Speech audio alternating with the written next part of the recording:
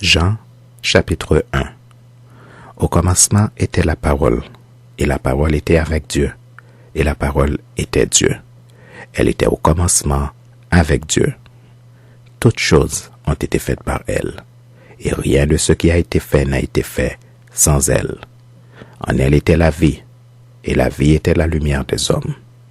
La lumière luit dans les ténèbres, et les ténèbres ne l'ont point reçue. Il y eut un homme envoyé de Dieu. Son nom était Jean. Il vint pour servir de témoin pour rendre témoignage à la lumière, afin que tous crussent par lui. Il n'était pas la lumière, mais il parut pour rendre témoignage à la lumière. Cette lumière était la véritable lumière qui, en venant dans le monde, éclaire tout homme. Elle était dans le monde, et le monde a été fait par elle, et le monde ne l'a point connue. Elle est venue chez les siens, et les siens ne l'ont point reçue. Mais à tous ceux qui l'ont reçue, à ceux qui croient en son nom, elle a donné le pouvoir de devenir enfants de Dieu, lesquels sont nés, non du sang, ni de la volonté de la chair, ni de la volonté de l'homme, mais de Dieu.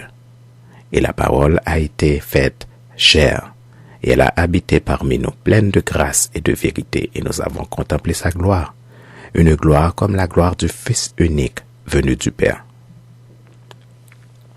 Jean lui a rendu témoignage et s'est écrié: c'est celui dont j'ai dit, celui qui vient après moi m'a précédé car il était avant moi. Et nous avons tous reçu de sa plénitude et grâce pour grâce. Car la loi a été donnée par Moïse, la grâce et la vérité sont venues par Jésus-Christ. Personne n'a jamais vu Dieu. Le Fils unique qui est dans le sein du Père est celui qui l'a fait connaître. Voici le témoignage de Jean. Lorsque les Juifs envoyèrent de Jérusalem des sacrificateurs et des Lévites pour lui demander « Toi, qui es-tu » il déclara et ne le nia point. Il déclara qu'il n'était pas le Christ. Et ils lui demandèrent « Quoi donc? Es-tu Élie » Et il dit « Je ne le suis point. » « Es-tu le prophète » Et il répondit « Non. » Ils lui dirent alors « Qui es-tu » afin que nous donnions une réponse à ceux qui nous ont envoyés. Que dis-tu de toi-même?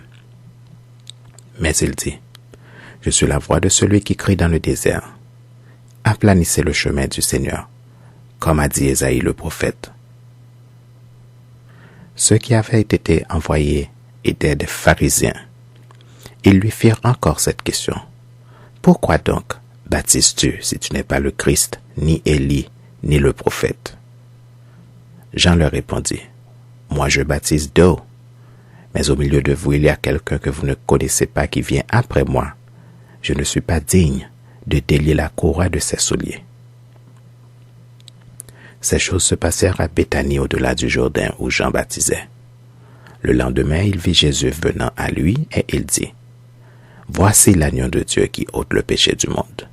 C'est celui dont j'ai dit, après moi vient un homme qui m'a précédé car il était avant moi. Je ne le connaissais pas. Mais c'est afin qu'il fût manifesté à Israël que je suis venu baptiser d'eau. » Jean rendit ce témoignage. J'ai vu l'Esprit descendre du ciel comme une colombe et s'arrêter sur lui. Je ne le connaissais pas, mais celui qui m'a envoyé baptiser d'eau, celui-là m'a dit, celui sur qui tu verras l'Esprit descendre et s'arrêter, c'est lui qui baptise du Saint-Esprit. Et j'ai vu et j'ai rendu témoignage qu'il est le Fils de Dieu.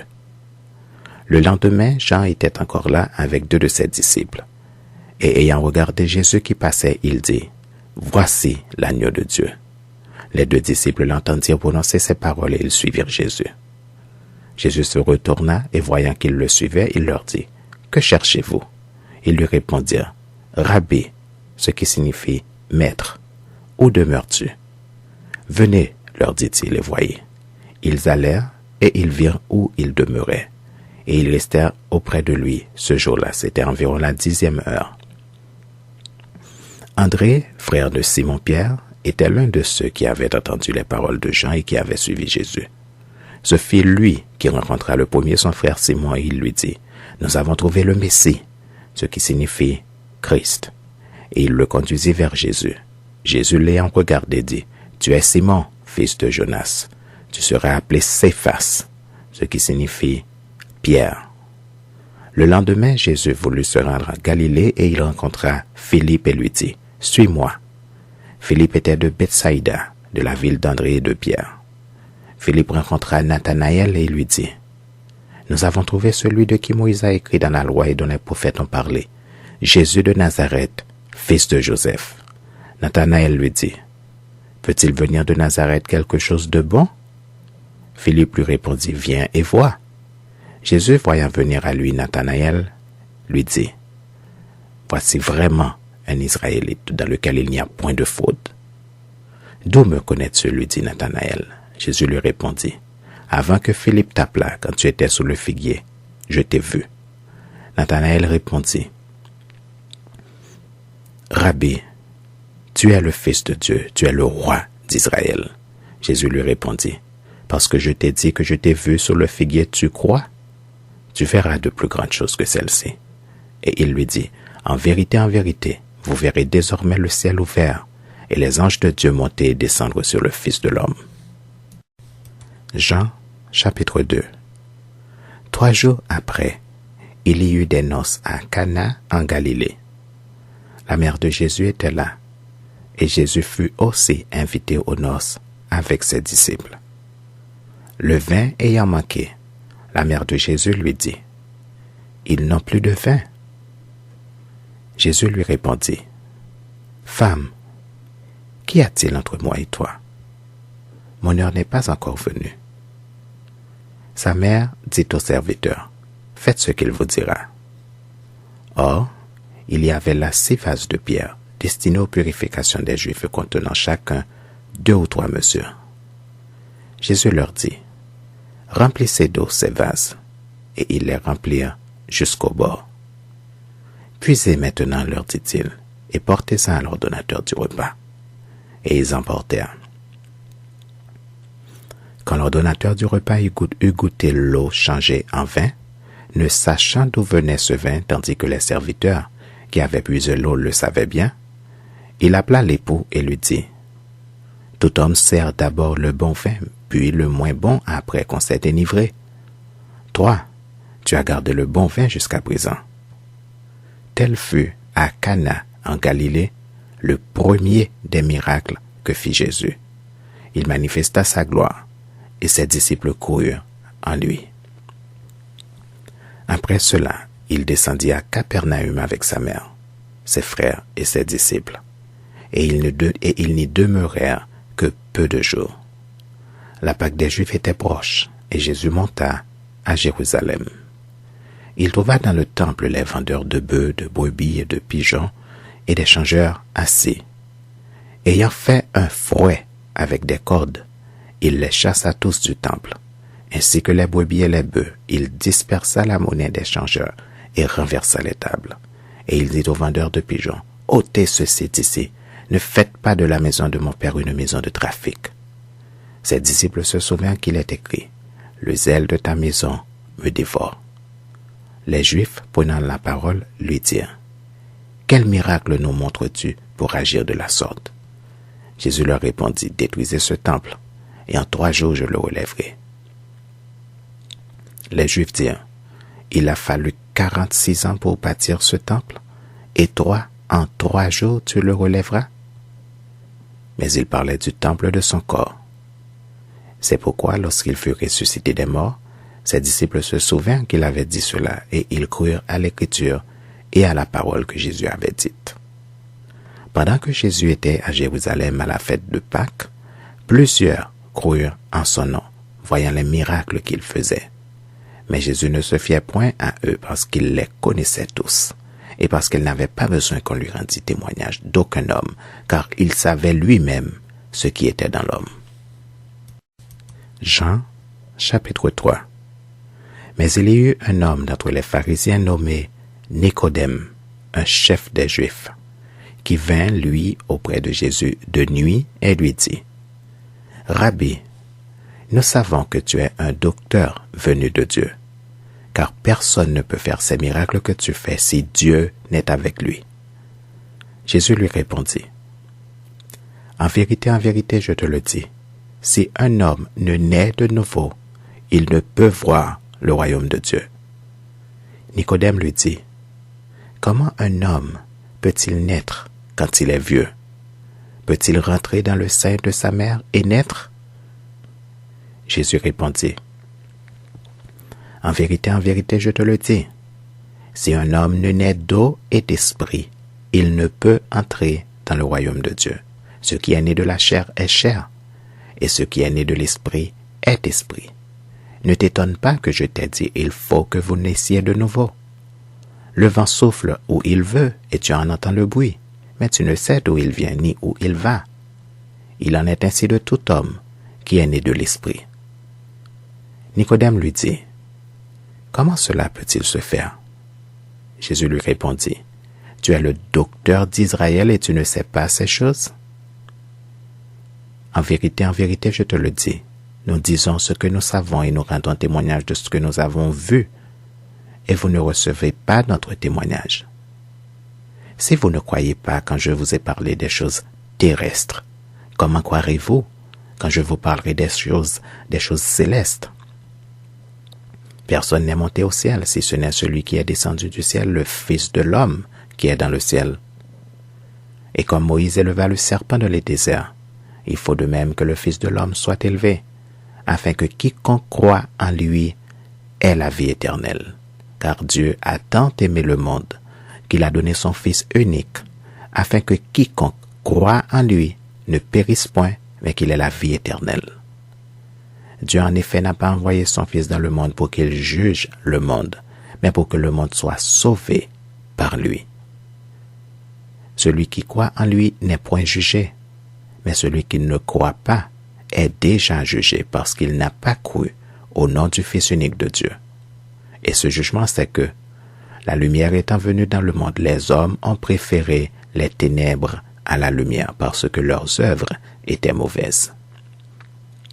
Car quiconque fait le mal hait la lumière et ne vient point à la lumière, de peur que ses œuvres ne soient point dévoilées.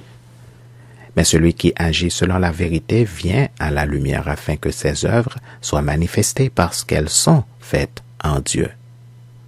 Après cela, Jésus, accompagné de ses disciples, se rendit dans la terre de Judée, et là il demeurait avec eux et il baptisait. Jean aussi baptisait à Hénon, près de Salim, parce qu'il y avait là beaucoup d'eau, et on y venait pour être baptisé, car Jean n'avait pas encore été mis en prison. Or, il s'éleva de la part des disciples de Jean une dispute avec un juif touchant la purification. Ils vinrent trouver Jean et lui dirent, « Rabbi, celui qui était avec toi au-delà du Jourdain et à qui tu as rendu témoignage, voici il baptise, et tous vont à lui. » Jean répondit, « Un homme ne peut recevoir que ce qui lui a été donné du ciel. Vous-même m'êtes témoin que j'ai dit, je ne suis pas le Christ, mais j'ai été envoyé devant lui. Celui à qui appartient l'épouse, c'est l'époux. Mais l'ami de l'époux qui se tient là et qui l'entend, éprouve une grande joie à cause de la voix de l'époux. Aussi, cette joie qui est la mienne est parfaite. Il faut qu'il croisse et que je diminue. Celui qui vient d'en haut est au-dessus de tous. Celui qui est de la terre est de la terre. Et il parle comme étant de la terre. Celui qui vient du ciel est au-dessus de tous. Il rend témoignage de ce qu'il a vu et entendu et personne ne reçoit son témoignage. Celui qui a reçu son témoignage a certifié que Dieu est vrai. Car celui que Dieu a envoyé dit les paroles de Dieu, parce que Dieu ne lui donne pas l'esprit avec mesure. Le Père aime le Fils, et il a remis toutes choses entre ses mains. Celui qui croit au Fils a la vie éternelle. Celui qui ne croit pas au Fils ne verra point la vie, mais la colère de Dieu demeure sur lui. Jean, chapitre 4. Le Seigneur sut que les pharisiens avaient appris qu'il faisait et baptisait plus de disciples que Jean. Toutefois, Jésus ne baptisait pas lui-même, mais c'étaient ses disciples. Alors il quitta la Judée et retourna en Galilée. Comme il fallait qu'il passât par la Samarie, il arriva dans une ville samaritaine nommée Sichar, près du champ que Jacob avait donné à Joseph, son fils. Là se trouvait le puits de Jacob. Jésus, fatigué du voyage, était assis au bord du puits, c'était environ la 6e heure. une femme de Samarie vint puiser de l'eau. Jésus lui dit, « Donne-moi à boire. » Car ses disciples étaient allés à la ville pour acheter des vivres. La femme samaritaine lui dit, « Comment toi, qui es juif, me demandes-tu à boire, à moi qui suis une femme samaritaine? » Les Juifs, en effet, n'ont pas de relation avec les Samaritains. Jésus lui répondit, « Si tu connaissais le don de Dieu, et qui est celui qui te dit, « Donne-moi à boire », tu lui aurais toi-même demandé à boire et il t'aurait donné de l'eau vive. »« Seigneur, lui dit la femme, tu n'as rien pour puiser et le puits est profond. D'où aurais-tu donc cette eau vive? Es-tu plus grand que notre père Jacob qui nous a donné ce puits et qui en a bu lui-même ainsi que ses fils et ses troupeaux? » Jésus lui répondit, « Quiconque boit de cette eau aura encore soif, mais celui qui boira de l'eau que je lui donnerai n'aura jamais soif, et l'eau que je lui donnerai deviendra en lui une source d'eau qui jaillira jusque dans la vie éternelle. » La femme lui dit, « Seigneur, donne-moi cette eau, afin que je n'aie plus soif et que je ne vienne plus puiser ici. » « Va, lui dit Jésus, appelle ton mari et viens ici. » La femme répondit, « Je n'ai point de mari. » Jésus lui dit, « Tu as eu raison de dire, je n'ai point de mari, car tu as eu 5 maris, et celui que tu as maintenant n'est pas ton mari. En cela tu as dit vrai. » « Seigneur, lui dit la femme, je vois que tu es prophète. Nos pères ont adoré sur cette montagne, et vous dites, vous, que le lieu où il faut adorer est à Jérusalem. Femme, lui dit Jésus, crois-moi, l'heure vient où ce ne sera ni sur cette montagne, ni à Jérusalem que vous adorerez le Père. Vous adorez ce que vous ne connaissez pas. Nous adorons ce que nous connaissons, car le salut vient des Juifs. Mais l'heure vient, et elle est déjà venue, où les vrais adorateurs adoreront le Père en esprit et en vérité, car ce sont là les adorateurs que le Père demande. Dieu est esprit, et il faut que ceux qui l'adorent en esprit et en vérité. La femme lui dit, « Je sais que le Messie doit venir, celui qu'on appelle Christ. Quand il sera venu, il nous annoncera toutes choses. » Jésus lui dit, « Je le suis, moi qui te parle. » Là-dessus arrivèrent ses disciples qui furent étonnés de ce qu'il parlait avec une femme. Toutefois, aucun ne dit « Que demandes-tu » ou « De quoi parles-tu avec elle ?» Alors la femme, ayant laissé sa cruche, s'en alla dans la ville et dit aux gens, « Venez voir un homme qui m'a dit tout ce que j'ai fait. Ne serait-ce point le Christ? » Ils sortirent de la ville et ils vinrent vers lui. Pendant ce temps, les disciples le pressaient de manger, disant, « Rabbi, mange. » Mais il leur dit, « J'ai à manger une nourriture que vous ne connaissez pas. » Les disciples se disaient donc les uns aux autres, « Quelqu'un lui aurait-il apporté à manger? » Jésus leur dit, « Ma nourriture est de faire la volonté de celui qui m'a envoyé et d'accomplir son œuvre. Ne dites-vous pas qu'il y a encore 4 mois jusqu'à la moisson? Voici, je vous le dis, levez les yeux et regardez les champs qui déjà blanchissent pour la moisson. Celui qui moissonne reçoit un salaire et amasse des fruits pour la vie éternelle, afin que celui qui sème et celui qui moissonne se réjouissent ensemble. Car en ceci, ce qu'on dit est vrai, autre est celui qui sème, et autre est celui qui moissonne. Je vous ai envoyé moissonner ce que vous n'avez pas travaillé. D'autres ont travaillé, et vous êtes entrés dans leur travail. » Plusieurs Samaritains de cette ville crurent en Jésus à cause de cette déclaration formelle de la femme. « Il m'a dit tout ce que j'ai fait. » Aussi, quand les Samaritains vinrent le trouver, ils le prièrent de rester auprès d'eux, et il resta là 2 jours. Un beaucoup plus grand nombre crurent à cause de sa parole. Et il disait à la femme, « Ce n'est plus à cause de ce que tu as dit que nous croyons, car nous l'avons entendu nous-mêmes, et nous savons qu'il est vraiment le Sauveur du monde. » Après ces 2 jours, Jésus partit de là pour se rendre en Galilée, car il avait déclaré lui-même qu'un prophète n'est pas honoré dans sa propre patrie. Lorsqu'il arriva en Galilée, il fut bien reçu des Galiléens, qui avaient vu tout ce qu'il avait fait à Jérusalem pendant la fête, car eux aussi étaient allés à la fête. Il retourna donc à Cana, en Galilée, où il avait changé l'eau en vin. Il y avait à Capernaüm un officier du roi dont le fils était malade. Ayant appris que Jésus était venu de Judée en Galilée, il alla vers lui et le pria de descendre et de guérir son fils qui était près de mourir.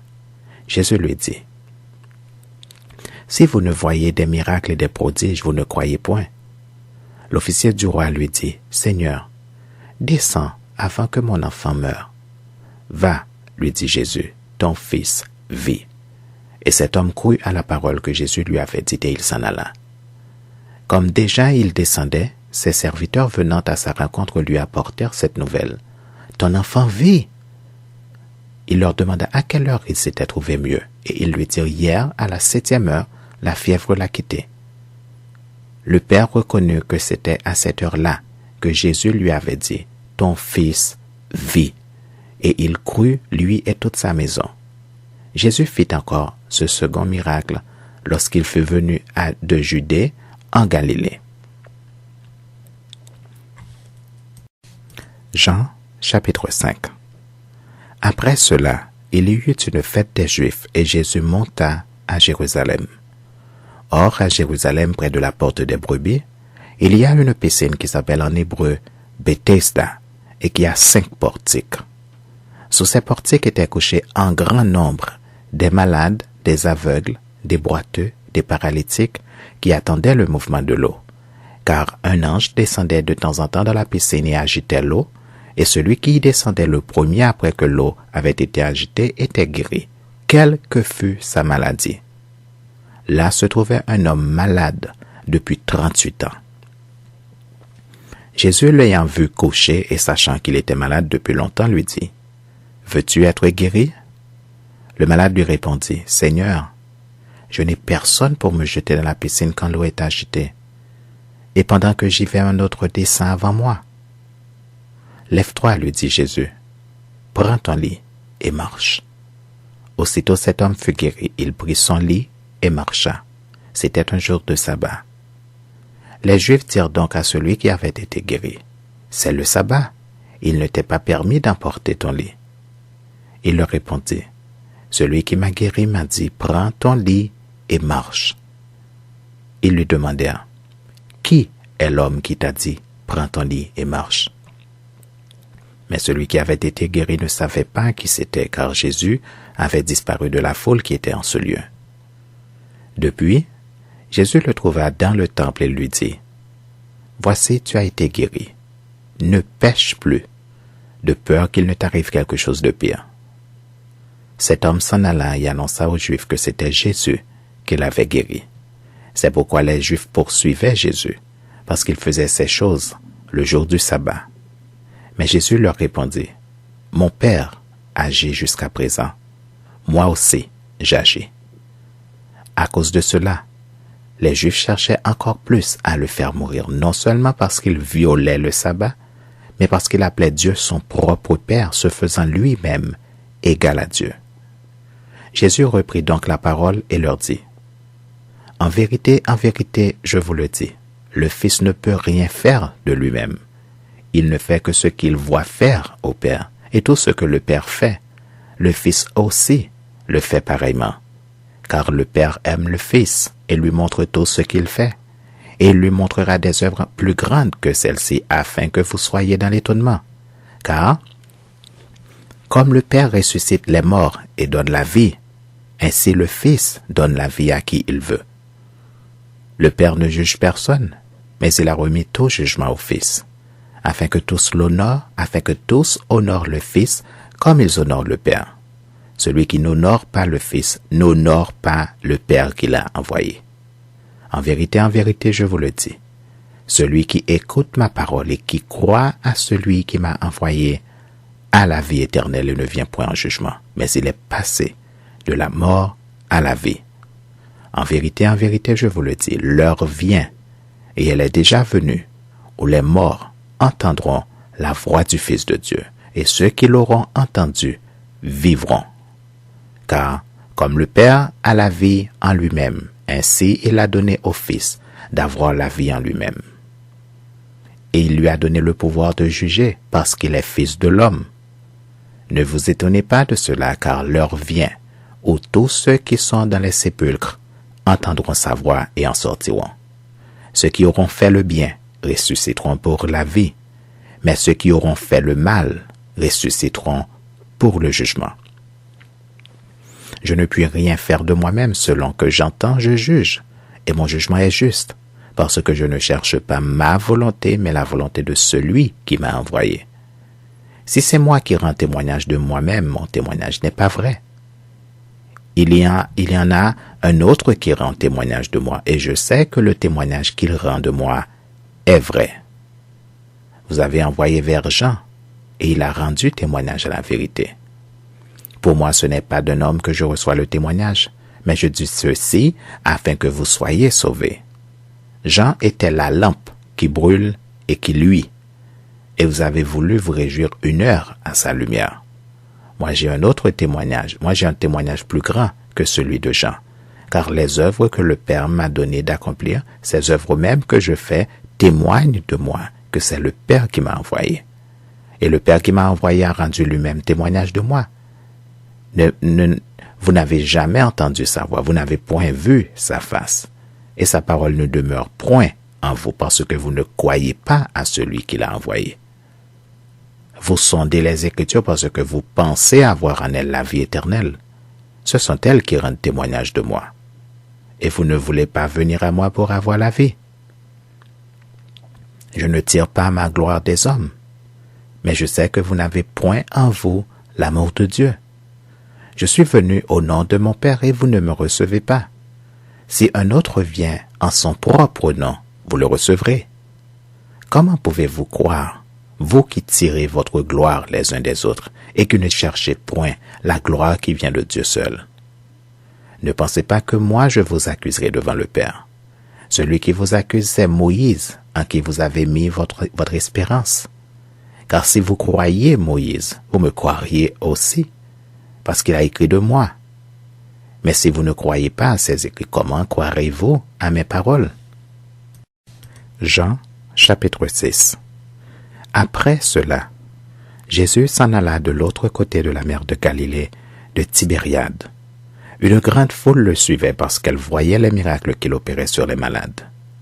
Jésus monta sur la montagne et là il s'assit avec ses disciples. Or la Pâque était proche, la fête des Juifs. Ayant levé les yeux et voyant qu'une grande foule venait à lui, Jésus dit à Philippe, « Où achèterons-nous des pains pour que ces gens aient à manger ?» Il disait cela pour l'éprouver car il savait ce qu'il allait faire. Philippe lui répondit, « Les pains qu'on aurait pour 200 deniers ne suffiraient pas pour que chacun en reçût un peu. » Un de ses disciples, André, frère de Simon-Pierre, lui dit, « Il y a ici un jeune garçon qui a 5 pains d'orge et 2 poissons. Mais qu'est-ce que cela pour tant de gens? » Jésus dit, « Faites-les asseoir. » Il y avait dans ce lieu beaucoup d'herbes. Ils s'assirent donc au nombre d'environ 5000 hommes. Jésus prit les pains, rendit grâce et les distribua à ceux qui étaient assis. Il leur donna de même des poissons autant qu'ils en voulurent.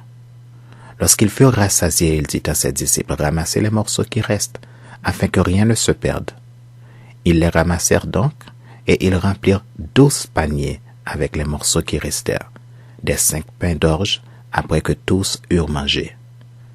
Ces gens, ayant vu le miracle que Jésus avait fait, disaient, « Celui-ci est vraiment le prophète qui doit venir dans le monde. » Et Jésus, sachant qu'ils allaient venir l'enlever pour le faire roi, se retira de nouveau sur la montagne, lui seul. Quand le soir fut venu, ses disciples descendirent au bord de la mer. Étant montés dans une barque, ils traversaient la mer pour se rendre à Capernaüm. Il faisait déjà nuit, et Jésus ne les avait pas encore rejoints. Il soufflait un grand vent, et la mer était agitée. Après avoir ramé environ 25 ou 30 stades, ils virent Jésus marchant sur la mer et s'approchant de la barque, et ils eurent peur. Mais Jésus leur dit, « C'est moi, n'ayez pas peur. » Ils voulaient donc le prendre dans la barque, et aussitôt la barque aborda au lieu où ils allaient. La foule qui était restée de l'autre côté de la mer avait remarqué qu'il ne se trouvait là qu'une seule barque, et que Jésus n'était pas monté dans cette barque avec ses disciples, mais qu'ils étaient partis seuls. Le lendemain, comme d'autres barques étaient arrivées de Tibériade près du lieu où ils avaient mangé le pain, après que le Seigneur eut rendu grâce, les gens de la foule, ayant vu que ni Jésus ni ses disciples n'étaient là, montèrent eux-mêmes dans ces barques et allèrent à Capernaüm à la recherche de Jésus. Et l'ayant trouvé au-delà de la mer, ils lui dirent, « Rabbi, quand es-tu venu ici? » Jésus leur répondit, « En vérité, je vous le dis. Vous me cherchez non parce que vous avez vu des miracles, mais parce que vous avez mangé des pains et que vous avez été rassasiés. Travaillez non pour la nourriture qui périt, mais pour celle qui subsiste, pour la vie éternelle et que le Fils de l'homme vous donnera. Car c'est lui que le Père, que Dieu a marqué de son sceau. » Ils lui dirent, « Que devons-nous faire pour faire les œuvres de Dieu? » Jésus leur répondit, « L'œuvre de Dieu, c'est que vous croyez en celui qui l'a envoyé. »« Quel miracle fais-tu donc, lui dirent-ils, afin que nous le voyions et que nous croyions en toi? Que fais-tu? » Nos pères ont mangé la manne dans le désert, selon qu'il est écrit, selon ce qui est écrit, il leur donna le pain du ciel à manger.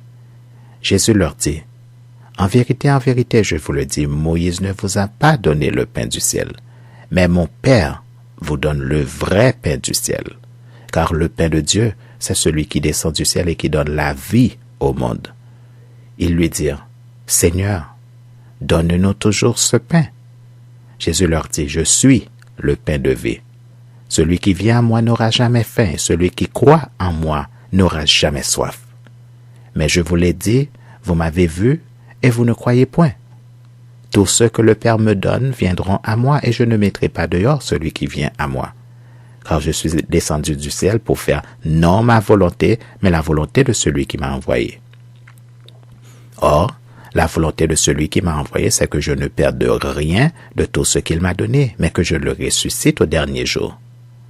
La volonté de mon Père, c'est que quiconque voit le Fils et croit en lui ait la vie éternelle, et je le ressusciterai au dernier jour. » Les Juifs murmuraient à son sujet parce qu'il avait dit « Je suis le pain qui est descendu du ciel. » Et ils disaient « N'est-ce pas là Jésus, le fils de Joseph, celui dont nous connaissons le Père et la Mère?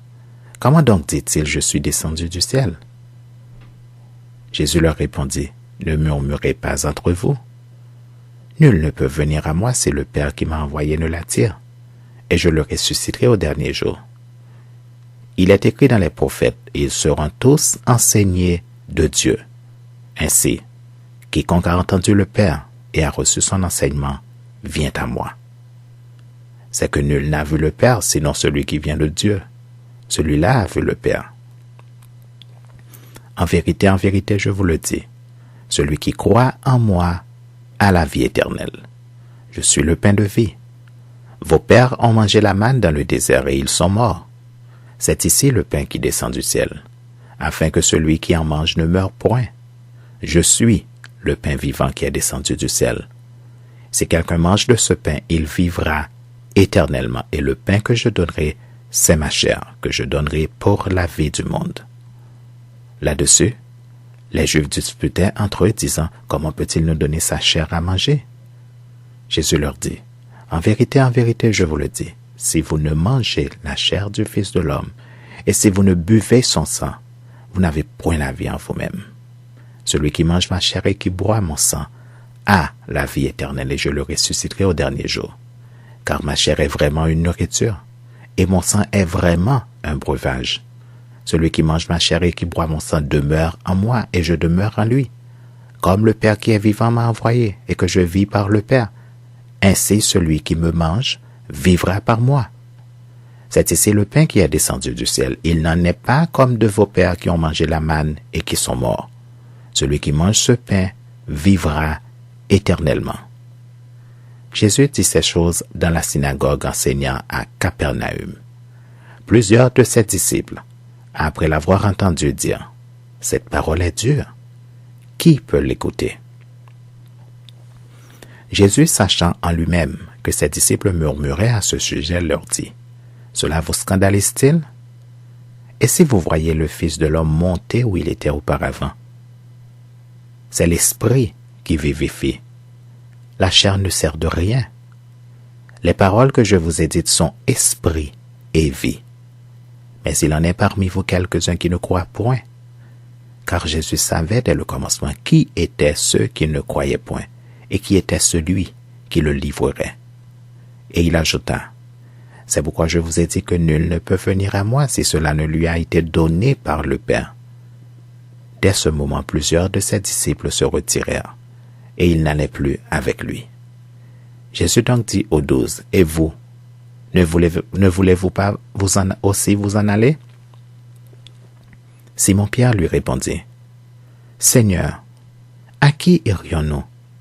Tu as les paroles de la vie éternelle.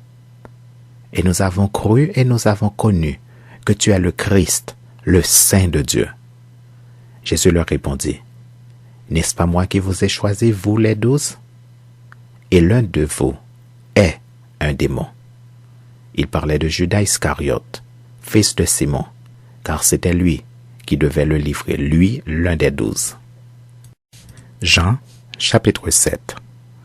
Après cela, Jésus parcourait la Galilée, car il ne voulait pas séjourner en Judée, parce que les Juifs cherchaient à le faire mourir. Or, la fête des Juifs, la fête des tabernacles, était proche. Et ses frères lui dirent, « Pars d'ici et va en Judée, afin que tes disciples voient aussi les œuvres que tu fais. Personne n'agit en secret lorsqu'il désire paraître. Si tu fais ces choses, montre-toi toi-même au monde. » Car ses frères non plus ne croyaient pas en lui. Jésus leur dit, « Mon temps n'est pas encore venu, mais votre temps est toujours prêt. Le monde ne peut vous haïr. Moi, il me hait, parce que je rends de lui le témoignage que ses œuvres sont mauvaises. Montez, vous, à cette fête. Pour moi, je n'y monte point, parce que mon temps n'est pas encore accompli. » Après leur avoir dit cela, il resta en Galilée. Lorsque ses frères furent montés à la fête, il y monta aussi lui-même, non publiquement, mais comme en secret. Les Juifs le cherchaient pendant la fête et disaient, « Où est-il? » Il y avait dans la foule une grande rumeur à son sujet. Les uns disaient, « C'est un homme de bien. » D'autres disaient, « Non, il égare la multitude. » Personne toutefois ne parlait librement de lui par crainte des Juifs. Vers le milieu de la fête, Jésus monta au temple et il enseignait. Les Juifs s'étonnaient, disant, « Comment connaît-il les Écritures, lui qui n'a point étudié? » Jésus leur répondit, « Ma doctrine n'est pas de moi, mais de celui qui m'a envoyé. Si quelqu'un veut faire sa volonté, il connaîtra si ma doctrine est de Dieu ou si je parle de mon chef. Celui qui parle de son chef cherche sa propre gloire, mais celui qui cherche la gloire de celui qui l'a envoyé, celui-là est vrai, et il n'y a point d'injustice en lui. Moïse ne vous a-t-il pas donné la loi? Et nul de vous n'observe la loi? Pourquoi cherchez-vous à me faire mourir? » La foule répondit, « Tu as un démon. Qui est-ce qui cherche à te faire mourir? » Jésus leur répondit, « J'ai fait une œuvre, et vous en êtes tous étonnés. Moïse vous a donné la circoncision, non qu'elle vienne de Moïse, car elle vient des patriarches, et vous circoncisez un homme le jour du sabbat.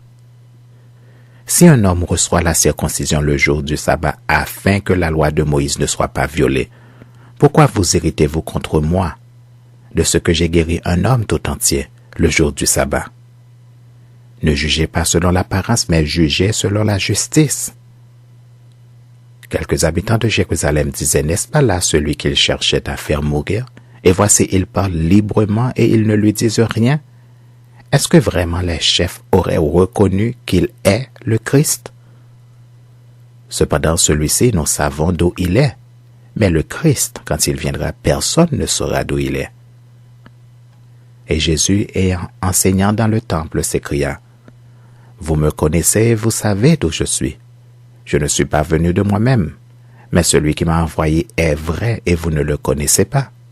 Moi, je le connais car je viens de lui, et c'est lui qui m'a envoyé. » Il cherchait donc à se saisir de lui, et personne ne mit la main sur lui, parce que son heure n'était pas encore venue. Plusieurs parmi la foule crurent en lui, et ils disaient, « Le Christ, quand il viendra, fera-t-il plus de miracles que n'en a fait celui-ci » Les pharisiens entendirent la foule murmurant de lui ces choses. Alors, les principaux sacrificateurs et les pharisiens envoyèrent des huissiers pour le saisir. Jésus dit, « Je suis encore avec vous pour un peu de temps, puis je m'en vais vers celui qui m'a envoyé.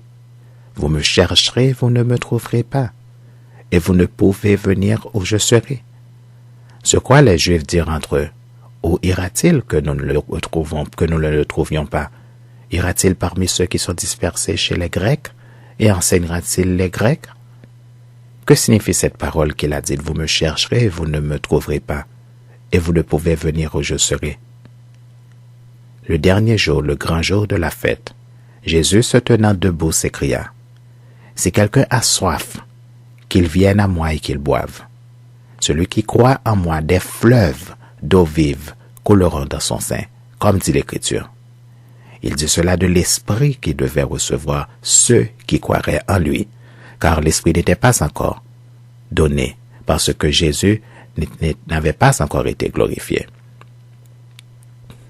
Des gens de la foule ayant entendu ces paroles disaient, « Celui-ci est vraiment le prophète. » D'autres disaient, « C'est le Christ. » Et d'autres disaient, « Est-ce bien de la Galilée que doit venir le Christ ?»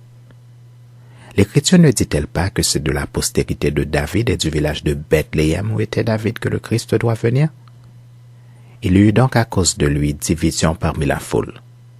Quelques-uns d'entre eux voulaient le saisir, mais personne ne mit la main sur lui. Ainsi, les huissiers retournèrent vers les principaux sacrificateurs et les pharisiens, et ceux-ci leur dirent, « Pourquoi ne l'avez-vous pas amené ?» Les huissiers répondirent, « Jamais homme n'a parlé comme cet homme. » Les pharisiens leur répliquèrent, « Est-ce que vous aussi vous avez été séduits? Y a-t-il quelqu'un des chefs ou des pharisiens qui a cru en lui? Mais cette foule qui ne connaît pas la loi, ce sont des maudits. » Nicodème, qui était venu de nuit vers Jésus et qui était l'un d'entre eux, leur dit, « Notre loi condamne-t-elle un homme avant qu'on l'entende et qu'on sache ce qu'il a fait? » Ils lui répondirent, « Es-tu aussi galiléen? Examine, et tu verras que de la Galilée il ne sort point de prophète. » Et chacun s'en retourna dans sa maison. Jean, chapitre 8. Jésus se rendit à la montagne des Oliviers. Mais dès le matin, il alla de nouveau dans le temple, et tout le peuple vint à lui, s'étant assis, il les enseignait. Alors, les scribes et les pharisiens amenèrent une femme surprise en adultère, et la plaçant au milieu du temple, ils dirent à Jésus, « Maître, cette femme a été surprise en flagrant délit d'adultère. Moïse dans la loi nous a ordonné de lapider de telles femmes. Toi donc, que dis-tu? » Il disait cela pour l'éprouver, afin de pouvoir l'accuser. Mais Jésus s'étant baissé, écrivait avec le doigt sur la terre. Comme il continuait à l'interroger, il se releva et leur dit, « Que celui de vous qui est sans péché jette le premier la pierre contre elle. » Et s'étant de nouveau baissé, il écrivait sur la terre. Quand ils entendirent cela, accusés par leur conscience, ils se retirèrent un à un, depuis les plus âgés jusqu'au dernier. Et Jésus resta seul avec la femme qui était là au milieu. Alors, s'étant relevé et ne voyant plus que la femme, Jésus lui dit, « Femme, où sont ceux qui t'accusaient? Personne ne t'a-t-il condamné? » Elle répondit, « Non, Seigneur. » Et Jésus lui dit, « Je ne te condamne pas non plus. Va et ne pêche plus. » Jésus leur parla de nouveau et dit, « Je suis la lumière du monde. Celui qui me suit ne marchera pas dans les ténèbres, mais il aura la lumière de la vie. » Là-dessus, les pharisiens lui dirent, « Tu rends témoignage de toi-même, ton témoignage n'est pas vrai. » Jésus leur répondit, « Quoique je rende témoignage de moi-même, mon témoignage est vrai, car je sais d'où je suis venu et où je vais. Mais vous ne savez d'où je viens ni où je vais. Vous jugez selon la chair, moi je ne juge personne. Et si je juge, mon jugement est vrai, car je ne suis pas seul, mais le Père qui m'a envoyé est avec moi. Il est écrit dans votre loi que le témoignage de 2 hommes est vrai. Je rends témoignage de moi-même, et le Père qui m'a envoyé rend témoignage de moi. » Ils lui dirent donc, « Où est ton Père ?» Jésus répondit, « Vous ne connaissez ni moi ni mon Père. Si vous me connaissiez, vous connaîtriez aussi mon Père. » Jésus dit ces paroles enseignant dans le temple, au lieu où était le trésor, et personne ne le saisit, parce que son heure n'était pas encore venue. Jésus leur dit encore, « Je m'en vais, et vous me chercherez, et vous mourrez dans vos péchés. Vous ne pouvez venir où je vais. » Ce quoi les Juifs veulent dire, se tuera-t-il lui-même, puisqu'il dit, « Vous ne pouvez venir où je vais. » Et il leur dit, « Vous êtes d'en bas, moi je suis d'en haut. Vous êtes de ce monde, moi je ne suis pas de ce monde.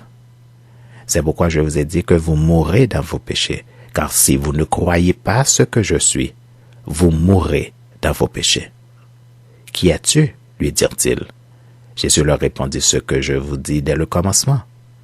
J'ai beaucoup de choses à dire de vous et à juger en vous, mais celui qui m'a envoyé est vrai. Et ce que j'ai entendu de lui, je le dis au monde. » Ils ne comprirent point qu'il leur parlait du Père. Jésus donc leur dit, « Quand vous aurez élevé le Fils de l'homme, alors vous connaîtrez ce que je suis, et que je ne fais rien de moi-même, mais que je parle selon ce que le Père m'a enseigné. Celui qui m'a envoyé est avec moi. Il ne m'a pas laissé seul, parce que je fais toujours ce qui lui est agréable. » Comme Jésus parlait ainsi, plusieurs crurent en lui. Et il dit aux Juifs qui avaient cru en lui, « Si vous demeurez dans ma parole, vous êtes vraiment mes disciples. Vous connaîtrez la vérité, et la vérité vous affranchira. » Ils lui répondirent, « Nous sommes la postérité d'Abraham, et nous ne fûmes jamais esclaves de personne. Comment dis-tu, vous deviendrez libres? » « En vérité, je vous le dis, » leur répliqua Jésus, « quiconque se livre au péché est esclave du péché. Or, l'esclave ne demeure pas toujours dans la maison, le Fils y demeure toujours. Si donc le Fils vous affranchit, vous serez réellement libre. Je sais que vous êtes la postérité d'Abraham, mais vous cherchez à me faire mourir parce que ma parole ne pénètre pas en vous. Je dis ce que j'ai vu chez mon Père, et vous faites ce que vous avez entendu de la part de votre Père. » Ils lui répondirent, « Notre Père, c'est Abraham. » Jésus leur dit, « Si vous étiez enfants d'Abraham, vous feriez les œuvres d'Abraham. Mais maintenant vous cherchez à me faire mourir, moi qui vous ai dit la vérité que j'ai entendue de Dieu. Cela, Abraham ne l'a point fait. Vous faites les œuvres de votre Père. » Ils lui dirent, « Nous ne sommes pas des enfants illégitimes, nous avons un seul Père, Dieu. » Jésus leur dit, « Si Dieu était votre Père, vous m'aimeriez, car c'est de Dieu que je suis sorti et que je viens. Je ne suis pas venu de moi-même, mais de celui qui m'a envoyé.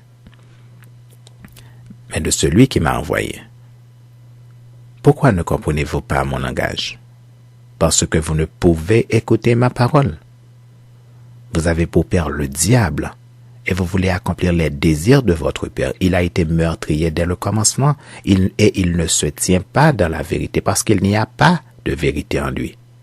Lorsqu'il profère le mensonge, il parle de son propre fond, car il est menteur et le père du mensonge. Et moi, parce que je dis la vérité, vous ne me croyez pas. Qui de vous me convaincra de péché? Si je dis la vérité, pourquoi ne me croyez-vous pas? Celui qui est de Dieu écoute les paroles de Dieu.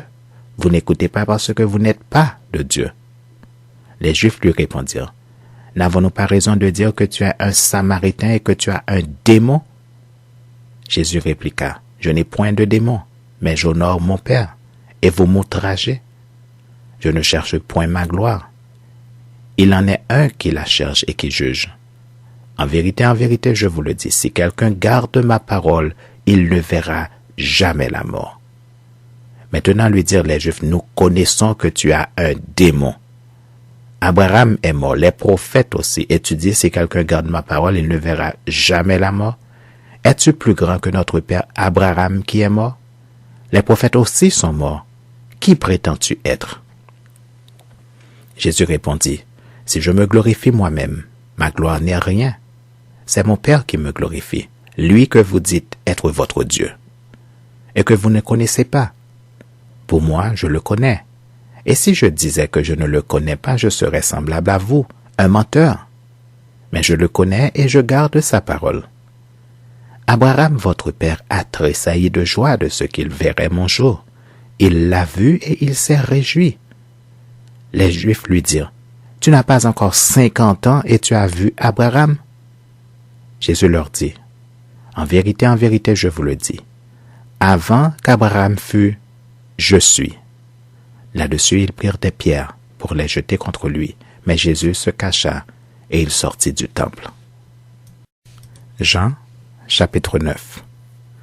Jésus vit en passant un homme aveugle de naissance. Ses disciples lui firent cette question. « Rabbi, qui a péché, cet homme ou ses parents pour qu'il soit né aveugle? » Jésus répondit, « Ce n'est pas que lui ou ses parents aient péché, mais c'est afin que les œuvres de Dieu soient manifestées en lui. Il faut que je fasse, tandis qu'il est jour, les œuvres de celui qui m'a envoyé. La nuit vient où personne ne peut travailler.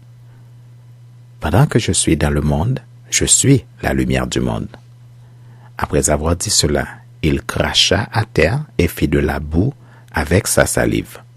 Puis il appliqua cette boue sur les yeux de l'aveugle et lui dit, « Va et lave-toi au réservoir de Siloé, nom qui signifie « envoyé ». Il y alla, se lava et s'en retourna, voyant clair. Ses voisins et ceux qui auparavant l'avaient connu comme un mendiant disaient, « N'est-ce pas là celui qui se tenait assis et qui mendiait? » Les uns disaient, « C'est lui. » D'autres disaient, « Non, mais il lui ressemble. » Et lui-même disait, « C'est moi. » Ils lui dirent donc, « Comment tes yeux ont-ils été ouverts? » Il répondit, « L'homme qu'on appelle Jésus a fait de la boue, a oué mes yeux et m'a dit, « Va au réservoir de Siloé et lave-toi. » J'y suis allé, je me suis lavé et j'ai recouvré la vue. Ils lui dirent, « Où est cet homme? » Il répondit, « Je ne sais. » Ils menèrent vers les pharisiens celui qui avait été aveugle. Or, c'était un jour de sabbat que Jésus avait fait de la boue et lui avait ouvert les yeux. De nouveau, les pharisiens aussi lui demandèrent comment il avait recouvré la vue. Et il leur dit, « Il a appliqué de la boue sur mes yeux, je me suis lavé et je vois. » Sur quoi quelques-uns des pharisiens dirent, « Cet homme ne vient pas de Dieu, car il n'observe pas le sabbat. » D'autres dirent, « Comment un homme pécheur peut-il faire de tels miracles? » Et il y eut division parmi eux. Ils dirent encore à l'aveugle, « Toi, que dis-tu de lui sur ce qu'il t'a ouvert les yeux? » Il répondit, « C'est un prophète. » Les Juifs ne crurent point qu'il eût été aveugle, qu'il eût recouvré la vue jusqu'à ce qu'ils eussent fait venir ses parents. Et ils les interrogèrent, disant, « Est-ce là votre fils que vous dites être né aveugle? Comment donc voit-il maintenant? » Ses parents répondirent, « Nous savons que c'est notre fils et qu'il est né aveugle. Mais comment il voit maintenant ou qui lui a ouvert les yeux, c'est ce que nous savons, nous ne savons. Interrogez-le lui-même, il a de l'âge. Il parlera de ce qui le concerne. » Ses parents dirent cela parce qu'ils craignaient les Juifs, car les Juifs étaient déjà convenus que si quelqu'un reconnaissait Jésus pour le Christ, il serait exclu de la synagogue. C'est pourquoi ses parents dirent, « Il a de l'âge, interrogez-le lui-même. » Les pharisiens appelèrent une seconde fois l'homme qui avait été aveugle et ils lui dirent, « Donne gloire à Dieu. Nous savons que cet homme est un pécheur. » Il répondit, « S'il est un pécheur, je ne sais. Je sais une chose, c'est que j'étais aveugle et que maintenant je vois. » Ils lui dirent, « Que t'a-t-il fait? Comment t'a-t-il ouvert les yeux? » Il leur répondit, « Je vous l'ai déjà dit et vous ne m'avez pas écouté. Pourquoi voulez-vous l'entendre encore? Voulez-vous aussi devenir ses disciples? » Ils l'injurièrent et dirent, « C'est toi qui est son disciple. Nous sommes disciples de Moïse. Nous savons que Dieu a parlé à Moïse, mais celui-ci, nous ne savons d'où il est. » Cet homme leur répondit, « Il est étonnant que vous ne sachiez d'où il est, et cependant il m'a ouvert les yeux. Nous savons que Dieu n'exauce point les pécheurs, mais si quelqu'un l'honore et fait sa volonté, c'est celui-là qui l'exauce. Jamais on n'a entendu dire que quelqu'un ait ouvert les yeux d'un aveugle-né. Si cet homme ne venait pas de Dieu, il ne pourrait rien faire. » Ils lui répondirent, « Tu es né tout entier dans le péché et tu nous enseignes. » Et ils le chassèrent. Jésus apprit qu'ils l'avaient chassé, et l'ayant rencontré, il lui dit, « Crois-tu au Fils de Dieu ?» Il répondit, « Et qui est-il, Seigneur, afin que je croie en lui? » « Tu l'as vu, lui dit Jésus, et celui qui te parle, c'est lui. » Et il dit, « Je crois, Seigneur. » Et il se prosterna devant lui. Puis Jésus dit, « Je suis venu dans ce monde pour un jugement, pour que ceux qui ne voient point voient, et que ceux qui voient deviennent aveugles. » Quelques pharisiens qui étaient avec lui ayant entendu ces paroles lui dirent, « Nous aussi, sommes-nous aveugles? » Jésus leur répondit, « Si vous étiez aveugles, vous n'auriez pas de péché. Mais maintenant vous dites, nous voyons. C'est pour cela que votre péché subsiste. » Jean, chapitre 10. En vérité, je vous le dis, celui qui n'entre pas par la porte dans la bergerie, mais qui y monte par ailleurs, est un voleur et un brigand. Mais celui qui entre par la porte est le berger des brebis. Le portier lui ouvre, et les brebis entendent sa voix, et il appelle par leur nom les brebis qui lui appartiennent, et il les conduit dehors. Lorsqu'il a fait sortir toutes ses propres brebis, il marche devant elles, et les brebis le suivent parce qu'elles connaissent sa voix. Mais elles ne suivront point un étranger, mais elles fuiront loin de lui, parce qu'elles ne connaissent pas la voix des étrangers. Jésus leur dit cette parabole, mais ils ne comprirent pas de quoi il leur parlait. Jésus leur dit encore, « En vérité, je vous le dis, je suis la porte des brebis. Tous ceux qui sont venus avant moi sont des voleurs et des brigands, mais les brebis ne les ont point écoutés. Je suis la porte. Si quelqu'un entre par moi, il sera sauvé. Il entrera et il sortira, et il trouvera des pâturages. Le voleur ne vient que pour dérober, égorger et détruire. Moi, je suis venu afin que les brebis aient la vie et qu'elles soient dans l'abondance. Je suis le bon berger. Le bon berger donne sa vie pour ses brebis. Mais le mercenaire qui n'est pas le berger et à qui n'appartiennent pas les brebis, voit venir le loup, abandonne les brebis et prend la fuite. Et le loup les ravit et les disperse. Le mercenaire s'enfuit parce qu'il est mercenaire et qu'il ne se met point en peine des brebis. Je suis le bon berger. Je connais mes brebis, et elles me connaissent, comme le Père me connaît et comme je connais le Père. Et je donne ma vie pour mes brebis. J'ai encore d'autres brebis qui ne sont pas de cette bergerie. Celles-là, il faut que je les amène. Elles entendront ma voix et il y aura un seul troupeau, un seul berger. Le Père m'aime parce que je donne ma vie afin de la reprendre. Personne ne me l'ôte, mais je la donne de moi-même. J'ai le pouvoir de la donner et j'ai le pouvoir de la reprendre. Tel est l'ordre que j'ai reçu de mon Père. Il y eut de nouveau, à cause de ces paroles, division parmi les Juifs. Plusieurs d'entre eux disaient, « Il a un démon, il est fou, pourquoi l'écoutez-vous » D'autres disaient, « Ce ne sont pas les paroles d'un démoniaque. Un démon peut-il ouvrir les yeux des aveugles » On célébrait à Jérusalem la fête de la dédicace. C'était l'hiver. Et Jésus se promenait dans le temple, sous le portique de Salomon. Les Juifs l'entourèrent et lui dirent, « Jusqu'à quand tiendras-tu notre esprit en suspens? Si tu es le Christ, dis-le nous franchement. » Jésus leur répondit, « Je vous l'ai dit et vous ne croyez pas. Les œuvres que je fais au nom de mon Père rendent témoignage de moi, mais vous ne croyez pas parce que vous n'êtes pas de mes brebis. Mes brebis entendent ma voix, je les connais et elles me suivent. Je leur donne la vie éternelle et elles ne périront jamais. et personne ne les ravira de ma main. Mon Père, qui me les a donnés, est plus grand que tous, et personne ne peut les ravir de la main de mon Père. Moi et le Père, nous sommes un. » Alors les Juifs prirent de nouveau des pierres pour le lapider.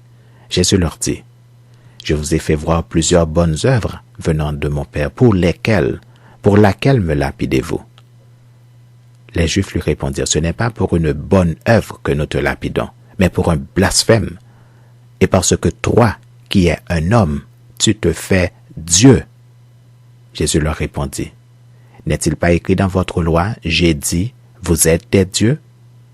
Si elle a appelé Dieu ceux à qui la parole de Dieu a été adressée, et si l'écriture ne peut être anéantie, celui que le Père a sanctifié et envoyé dans le monde, vous lui dites, tu blasphèmes, et cela parce que j'ai dit, je suis le Fils de Dieu. Si je ne fais pas les œuvres de mon Père, ne me croyez pas. Mais si je les fais, quand même vous ne croyez point, croyez à ses œuvres, afin que vous sachiez et reconnaissiez que le Père est en moi et que je suis dans le Père. Là-dessus, ils cherchèrent encore à le saisir, mais il s'échappa de leurs mains. Jésus s'en alla de nouveau au-delà du Jourdain, dans le lieu où Jean avait d'abord baptisé, et il y demeura. Beaucoup de gens vinrent à lui et lui disaient, « Jean n'a fait aucun miracle. » Mais tout ce que Jean a dit de cet homme était vrai. Et dans ce lieu-là, plusieurs crurent en lui. Jean, chapitre 11. Il y avait un homme malade, Lazare, de Béthanie, village de Marie et de Marthe, sa sœur. C'était cette Marie qui oignit de parfum le Seigneur et qui lui essuya les pieds avec ses cheveux. Et c'était son frère Lazare qui était malade. Les sœurs envoyèrent dire à Jésus, « Seigneur, voici celui que tu aimes est malade. » Après avoir entendu cela, Jésus dit, « Cette maladie n'est point à la mort, mais elle est pour la gloire de Dieu, afin que le Fils de Dieu soit glorifié par elle. » Or, Jésus aimait Marthe et sa sœur et Lazare. Lors donc qu'il eut appris que Lazare était malade, il resta 2 jours encore dans le lieu où il était. Et il dit encore aux disciples, « Retournons en Judée. » Les disciples lui dirent, « Rabbi, les Juifs tout récemment cherchaient à te lapider et tu retournes en Judée? » Jésus répondit, « N'y a-t-il pas 12 heures au jour? Si quelqu'un marche pendant le jour, il ne bronche point, parce qu'il voit la lumière de ce monde. Mais si quelqu'un marche pendant la nuit, il bronche parce que la lumière n'est pas en lui. » Après ces paroles, il leur dit, « Lazare, notre ami, dort, mais je vais le réveiller. » Les disciples lui dirent, « Seigneur, s'il dort, il sera guéri. » Jésus avait parlé de sa mort, mais ils crurent qu'il parlait de l'assoupissement du sommeil. Alors Jésus leur dit ouvertement, « Lazare est mort. Et à cause de vous, afin que vous croyiez, je me réjouis de ce que je n'étais pas là, mais allons vers lui. » Sur quoi Thomas, appelé Didyme, dit aux autres disciples, « Allons aussi, afin de mourir avec lui. » Jésus étant arrivé, trouva que Lazare était déjà depuis 4 jours dans le sépulcre. Et comme Béthanie était près de Jérusalem, à 15 stades environ, beaucoup de Juifs étaient venus vers Marthe et Marie pour les consoler de la mort de leur frère. Lorsque Marthe eut appris que Jésus arrivait, elle alla au-devant de lui, tandis que Marie se tenait assise à la maison. Marthe dit à Jésus, « Seigneur, si tu eusse été ici, mon frère ne serait pas mort. Mais maintenant même, je sais que tout ce que tu demanderas à Dieu, Dieu te l'accordera. » Jésus lui dit, « Ton frère ressuscitera. » « Je sais, lui répondit Marthe, qu'il ressuscitera à la résurrection au dernier jour. » Jésus lui dit, « Je suis la résurrection et la vie. Celui qui croit en moi vivra quand même il serait mort. Et quiconque vit et croit en moi ne mourra jamais. Crois-tu cela? » Elle lui dit, « Oui, Seigneur, je crois que tu es le Christ, le Fils de Dieu qui devait venir dans le monde. » Ayant ainsi parlé, elle s'en alla, Puis elle appela secrètement Marie, sa sœur, et lui dit, « Le maître est ici, et il te demande. » Dès que Marie eut entendu, elle se leva promptement et alla vers lui, car Jésus n'était pas encore entré dans le village, mais il était dans le lieu où Marthe l'avait enterré. Les Juifs qui étaient avec Marie dans la maison et qui la consolaient, l'ayant vue se lever promptement et sortir, la suivirent, disant, « Elle va au sépulcre pour y pleurer. » Lorsque Marie fut arrivée là où était Jésus et qu'elle le vit, elle tomba à ses pieds et lui dit, « Seigneur, si tu eusses été ici, mon frère ne serait pas mort. » Jésus, la voyant pleurer, elle et les Juifs qui étaient venus avec elle, frémit en son esprit et fut tout ému. Et il dit, « Où l'avez-vous mis? » « Seigneur, lui répondirent-ils, viens et vois. » Jésus pleura. Sur quoi les Juifs dirent, « Voyez comme il l'aimait. » Et quelques-uns d'entre eux dirent, « Lui qui a ouvert les yeux de l'aveugle, ne pouvait-il pas faire aussi que cet homme ne mourût point? » Jésus, frémissant de nouveau en lui-même, se rendit au sépulcre. C'était une grotte, et une pierre était placée devant. Jésus dit, « ôtez la pierre. » Marthe, la sœur du mort, lui dit, « Seigneur, il sent déjà, car il y a 4 jours qu'il est là. » Jésus lui dit, « Ne t'ai-je pas dit que, si tu crois, tu verras la gloire de Dieu? » Ils ôtèrent donc la pierre, et Jésus leva les yeux en haut et dit, « Père, je te rends grâce de ce que tu m'as exaucé.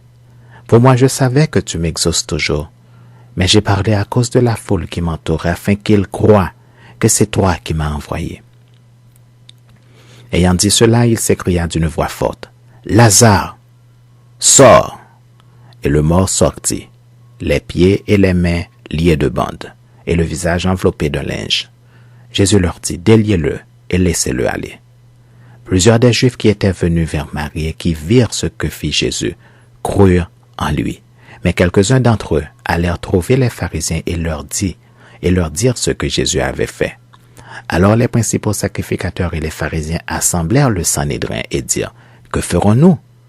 Car cet homme fait beaucoup de miracles.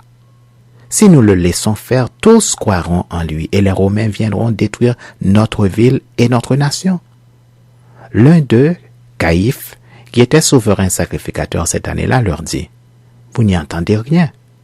Vous ne réfléchissez pas qu'il est dans votre intérêt qu'un seul homme meure pour le peuple et que la nation entière ne périsse pas? » Or, il ne dit pas cela de lui-même. Mais étant souverain sacrificateur cette année-là, il prophétisa que Jésus devait mourir pour la nation. Et ce n'était pas pour la nation seulement, c'était aussi afin de réunir en un seul corps les enfants de Dieu dispersés. Dès ce jour, ils résolurent de le faire mourir. C'est pourquoi Jésus ne se montra plus ouvertement parmi les Juifs. Mais il se retira dans la contrée voisine du désert, dans une ville appelée Éphraïm, et là il demeurait avec ses disciples. La Pâque des Juifs était proche, et beaucoup de gens du pays montèrent à Jérusalem avant la Pâque pour se purifier. Ils cherchaient Jésus et ils se disaient les uns aux autres dans le temple, « Que vous ensemble? Ne viendra-t-il pas à la fête? » Or, les principaux sacrificateurs et les pharisiens avaient donné l'ordre que, si quelqu'un savait où il était, il le déclara afin qu'on se saisît de lui. Jean, chapitre 12. 6 jours avant la Pâque, Jésus arriva à Béthanie où était Lazare qu'il avait ressuscité des morts.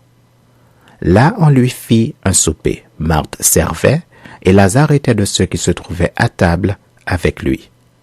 Marie, ayant pris une livre d'un parfum de nard pur de grand prix, oignit les pieds de Jésus, et elle lui essuya les pieds avec ses cheveux, et la maison fut remplie de l'odeur du parfum.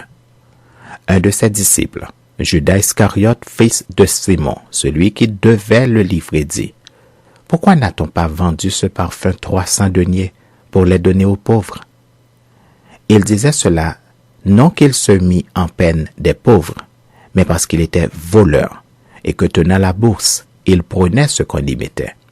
Mais Jésus dit, « Laisse-la garder ce parfum pour le jour de ma sépulture. » Vous avez toujours les pauvres avec vous, mais vous ne m'avez pas toujours. » Une grande multitude de Juifs apprirent que Jésus était à Béthanie et ils y vinrent, non pas seulement à cause de lui, mais aussi pour voir Lazare, qu'il avait ressuscité des morts. Les principaux sacrificateurs délibérèrent de faire mourir aussi Lazare, parce que beaucoup de Juifs se retiraient d'eux à cause de lui et croyaient en Jésus. Le lendemain, une foule nombreuse de gens venus à la fête ayant entendu dire que Jésus se rendait à Jérusalem, prirent des branches de palmier et allèrent au-devant de lui en criant « Hosanna! Béni soit celui qui vient au nom du Seigneur, le roi d'Israël. » Jésus trouva un ânon et s'assit dessus selon ce qui est écrit. « Ne crains point, fille de Sion. Voici ton roi vient, assis sur le petit d'une ânesse. » Ses disciples ne comprirent pas d'abord ces choses, mais lorsque Jésus eut été glorifié, ils se souvinrent qu'elles étaient écrites de lui et qu'elles avaient été accomplies à son égard. Tous ceux qui étaient avec Jésus quand il appela Lazare du sépulcre et le ressuscita des morts lui rendaient témoignage. Et la foule vint au-devant de lui parce qu'elle avait appris qu'il avait fait ce miracle.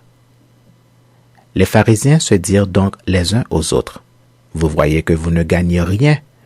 Voici le monde est allé après lui. » Quelques Grecs du nombre de ceux qui étaient montés pour adorer pendant la fête s'adressèrent à Philippe de Bethsaïda en Galilée et lui dirent avec instance, « Seigneur, nous voudrions voir Jésus. » Philippe alla le dire à André, puis André et Philippe le dirent à Jésus. Jésus leur répondit, « L'heure est venue où le Fils de l'homme doit être glorifié. En vérité, je vous le dis, si le grain de blé qui est tombé en terre ne meurt, il reste seul. Mais s'il meurt, il porte beaucoup de fruits. Celui qui aime sa vie la perdra, et celui qui hait sa vie dans ce monde la conservera pour la vie éternelle. Si quelqu'un me sert, qu'il me suive, et là où je suis, là aussi sera mon serviteur. Si quelqu'un me sert, le Père l'honorera. Maintenant mon âme est troublée, et que dirai-je? Père, délivre-moi de cette heure? Mais c'est pour cela que je suis venu jusqu'à cette heure. Père, glorifie ton nom. » Et une voix vint du ciel. « Je l'ai glorifié, je le glorifierai encore. » La foule qui était là et qui avait entendu disait que c'était un tonnerre. D'autres disaient, un ange lui a parlé. Jésus dit, « Ce n'est pas à cause de moi que cette voix s'est fait entendre, c'est à cause de vous. Maintenant a lieu le jugement de ce monde. Maintenant, le prince de ce monde sera jeté dehors. Et moi, quand j'aurai été élevé de la terre, j'attirerai tous les hommes à moi. » En parlant ainsi, il indiqua de quelle mort il devait mourir. La foule lui répondit, « Nous avons appris que par la loi que le Christ demeure éternellement. Comment donc dis-tu, il faut que le Fils de l'homme soit élevé? Qui est ce Fils de l'homme? » Jésus leur dit, « La lumière est encore pour un peu de temps au milieu de vous. Marchez pendant que vous avez la lumière, afin que les ténèbres ne vous surprennent point. Celui qui marche dans les ténèbres ne sait où il va. Pendant que vous avez la lumière, croyez en la lumière, afin que vous soyez des enfants de lumière. » Jésus dit ces choses, puis il s'en alla et se cacha loin d'eux. Malgré tant de miracles qu'il avait faits en leur présence, ils ne croyaient pas en lui. Afin que s'accomplisse la parole qu'Ésaïe le prophète a prononcée. « Seigneur, qui a cru à notre prédication? Et à qui le bras du Seigneur a-t-il été révélé? » Aussi ne pouvait-il croire, parce qu'Ésaïe a dit encore, « Il a aveuglé leurs yeux, et il a endurci leur cœur, de peur qu'ils ne voient des yeux, qu'ils ne comprennent du cœur, qu'ils ne se convertissent, et que je ne les guérisse. » Ésaïe dit ces choses lorsqu'il vit sa gloire et qu'il parla de lui. Cependant, même parmi les chefs, plusieurs crurent en lui, mais à cause des pharisiens, ils n'en faisaient pas l'aveu, dans la crainte d'être exclus de la synagogue, car ils aimèrent la gloire des hommes plus que la gloire de Dieu. Or Jésus s'était écrié, « Celui qui croit en moi, croit non pas en moi, mais en celui qui m'a envoyé. Et celui qui me voit, voit celui qui m'a envoyé. Je suis venu comme une lumière dans le monde afin que quiconque croit en moi ne demeure pas dans les ténèbres. Si quelqu'un entend mes paroles et ne les garde point, ce n'est pas moi qui le juge. Car je suis venu non pour juger le monde, mais pour sauver le monde. Celui qui me rejette et qui ne reçoit pas mes paroles a son juge. La parole que j'ai annoncée, c'est elle qui le jugera au dernier jour. Car je n'ai point parlé de moi-même, mais le Père qui m'a envoyé m'a prescrit lui-même ce que je dois dire et annoncer. Et je sais que son commandement est la vie éternelle. C'est pourquoi les choses que je dis, je les dis comme le Père me les a dites. Jean, chapitre 13. Avant la fête de Pâques, Jésus, sachant que son heure était venue de passer de ce monde au Père, et ayant aimé les siens qui étaient dans le monde, mit le comble à son amour pour eux. Pendant le souper, lorsque le diable avait déjà inspiré au cœur de Judas Iscariote, fils de Simon, le dessein de le livrer, Jésus, qui savait que le Père avait remis toutes choses entre ses mains, qu'il était venu de Dieu et qu'il s'en allait à Dieu, se leva de table, ôta ses vêtements et prit un linge dont il se ceignit. Ensuite, il versa de l'eau dans un bassin, et il se mit à laver les pieds des disciples et à les essuyer avec le linge dont il était ceint. Il vint donc à Simon-Pierre, et Pierre lui dit, « Toi, Seigneur, tu me laves les pieds ?» Jésus lui répondit, « Ce que je fais, tu ne le comprends pas maintenant, mais tu le comprendras bientôt. » Pierre lui dit, « Non, jamais tu ne me laveras les pieds. » Jésus lui répondit, « Si je ne te lave, tu n'auras point de part avec moi. » Simon-Pierre lui dit, « Seigneur, non seulement les pieds, mais encore les mains et la tête. » Jésus lui dit, « Celui qui est lavé n'a besoin que de se laver les pieds pour être entièrement pur. Et vous êtes purs, mais non pas tous. » Car il connaissait celui qui le livrait. C'est pourquoi il dit, « Vous n'êtes pas tous purs. » Après qu'il leur eut lavé les pieds et qu'il eut pris ses vêtements, il se remit à table et leur dit, « Comprenez-vous ce que je vous ai fait? Vous m'appelez Maître et Seigneur, et vous dites bien car je le suis. Si donc je vous ai lavé les pieds, moi, le Seigneur et le Maître, vous devez aussi vous laver les pieds les uns aux autres. Car je vous ai donné un exemple, afin que vous fassiez comme je vous ai fait. En vérité, je vous le dis, le serviteur n'est pas plus grand que son Seigneur, ni l'apôtre plus grand que celui qui l'a envoyé. Si vous savez ces choses, vous êtes heureux, pourvu que vous les pratiquiez. Ce n'est pas de vous tous que je parle. Je connais ce que j'ai choisi, mais il faut que l'Écriture s'accomplisse. Celui qui mange avec moi le pain a levé son talon contre moi. Dès à présent, je vous le dis, avant que la chose arrive, afin que lorsqu'elle arrivera, vous croyiez à ce que je suis. En vérité, je vous le dis, celui qui reçoit celui que j'aurai envoyé me reçoit, et celui qui me reçoit, reçoit celui qui m'a envoyé. » Ayant ainsi parlé, Jésus fut troublé en son esprit, et il dit expressément, « En vérité, je vous le dis, l'un de vous me livrera. » Les disciples se regardaient les uns les autres, ne sachant de qui ils parlaient. Un des disciples, celui que Jésus aimait, était couché sur le sein de Jésus. Simon-Pierre lui fit signe de demander qui était celui dont parlait Jésus. Et ce disciple, s'étant penché sur la poitrine de Jésus, lui dit, « Seigneur, qui est-ce » Jésus répondit, « C'est celui à qui je donnerai le morceau trempé. » Et ayant trempé le morceau, il le donna à Judas, fils de Simon, l'Iscariote. Dès que le morceau fut donné, Satan entra dans Judas. Jésus lui dit, « Ce que tu fais, fais-le promptement. » Mais aucun de ceux qui étaient à table ne comprit pourquoi il lui disait cela, car quelques-uns pensaient que, comme Judas avait la bourse, Jésus voulait lui dire « Achète ce dont nous avons besoin pour la fête » ou qu'il lui commandait de donner quelque chose aux pauvres. Judas, ayant pris le morceau, se hâta de sortir. Il était nuit. Lorsque Judas fut sorti, Jésus dit, « Maintenant le Fils de l'homme a été glorifié, et Dieu a été glorifié en lui. Si Dieu a été glorifié en lui, Dieu aussi le glorifiera en lui-même et il le glorifiera bientôt. Mes petits enfants, je suis pour peu de temps encore avec vous. Vous me chercherez et comme j'ai dit aux Juifs, vous ne pouvez venir où je vais. Je vous le dis aussi maintenant. Je vous donne un commandement nouveau. Aimez-vous les uns les autres. Comme je vous ai aimé, vous aussi, aimez-vous les uns les autres. À ceux-ci, tous connaîtront que vous êtes mes disciples, si vous avez de l'amour les uns pour les autres. Simon-Pierre lui dit, « Seigneur, où vas-tu? » Jésus répondit, « Tu ne peux pas maintenant me suivre où je vais, mais tu me suivras plus tard. » « Seigneur, lui dit Pierre, pourquoi ne puis-je pas te suivre maintenant? Je donnerai ma vie pour toi. » Jésus répondit, « Tu donneras ta vie pour moi? En vérité, je te le dis, le coq ne chantera pas que tu ne m'aies renié 3 fois. » Jean, chapitre 14. Que votre cœur ne se trouble point. Croyez en Dieu et croyez en moi. Il y a plusieurs demeures dans la maison de mon Père. Si cela n'était pas, je vous l'aurais dit. Je vais vous préparer une place.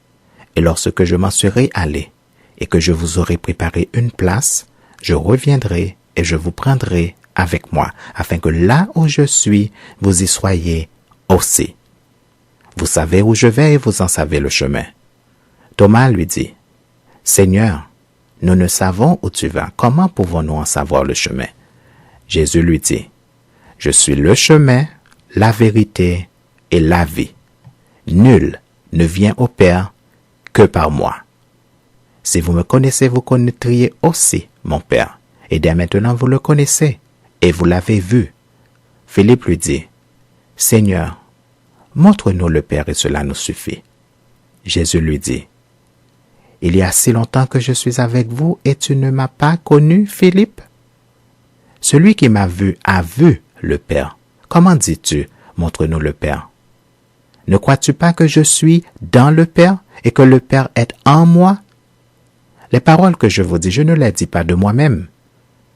Et le Père qui demeure en moi, c'est lui qui fait les œuvres. Croyez-moi, je suis dans le Père et le Père est en moi. Croyez du moins à cause de ses œuvres.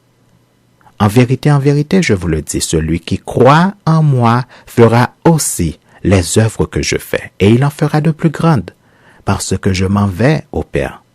Et tout ce que vous demanderez en mon nom, je le ferai, afin que le Père soit glorifié dans le Fils. Si vous demandez quelque chose en mon nom, je le ferai.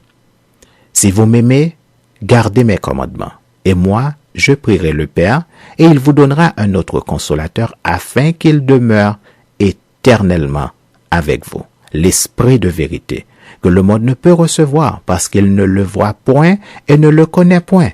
Mais vous le connaissez car il demeure avec vous et il sera en vous. Je ne vous laisserai pas orphelin, je viendrai à vous. Encore un peu de temps et le monde ne me verra plus, mais vous me verrez, car je vis et vous vivrez aussi. En ce jour-là, vous connaîtrez que je suis en mon Père et que vous êtes en moi et que je suis en vous. Celui qui a mes commandements et qui les garde, c'est celui qui m'aime. Et celui qui m'aime sera aimé de mon Père. Je l'aimerai et je me ferai connaître à lui. Jude, non pas l'Iscariote, lui dit, « Seigneur, d'où vient que tu te feras connaître à nous et non au monde? » Jésus lui répondit, « Si quelqu'un m'aime, il gardera ma parole. Et mon Père l'aimera, nous viendrons à lui et nous ferons notre demeure chez lui. Celui qui ne m'aime pas ne garde point mes paroles. Et la parole que vous entendez n'est pas de moi, mais du Père qui m'a envoyé. Je vous ai dit ces choses pendant que je demeure avec vous. Mais le Consolateur, l'Esprit Saint que le Père enverra en mon nom, vous enseignera toutes choses et vous rappellera tout ce que je vous ai dit.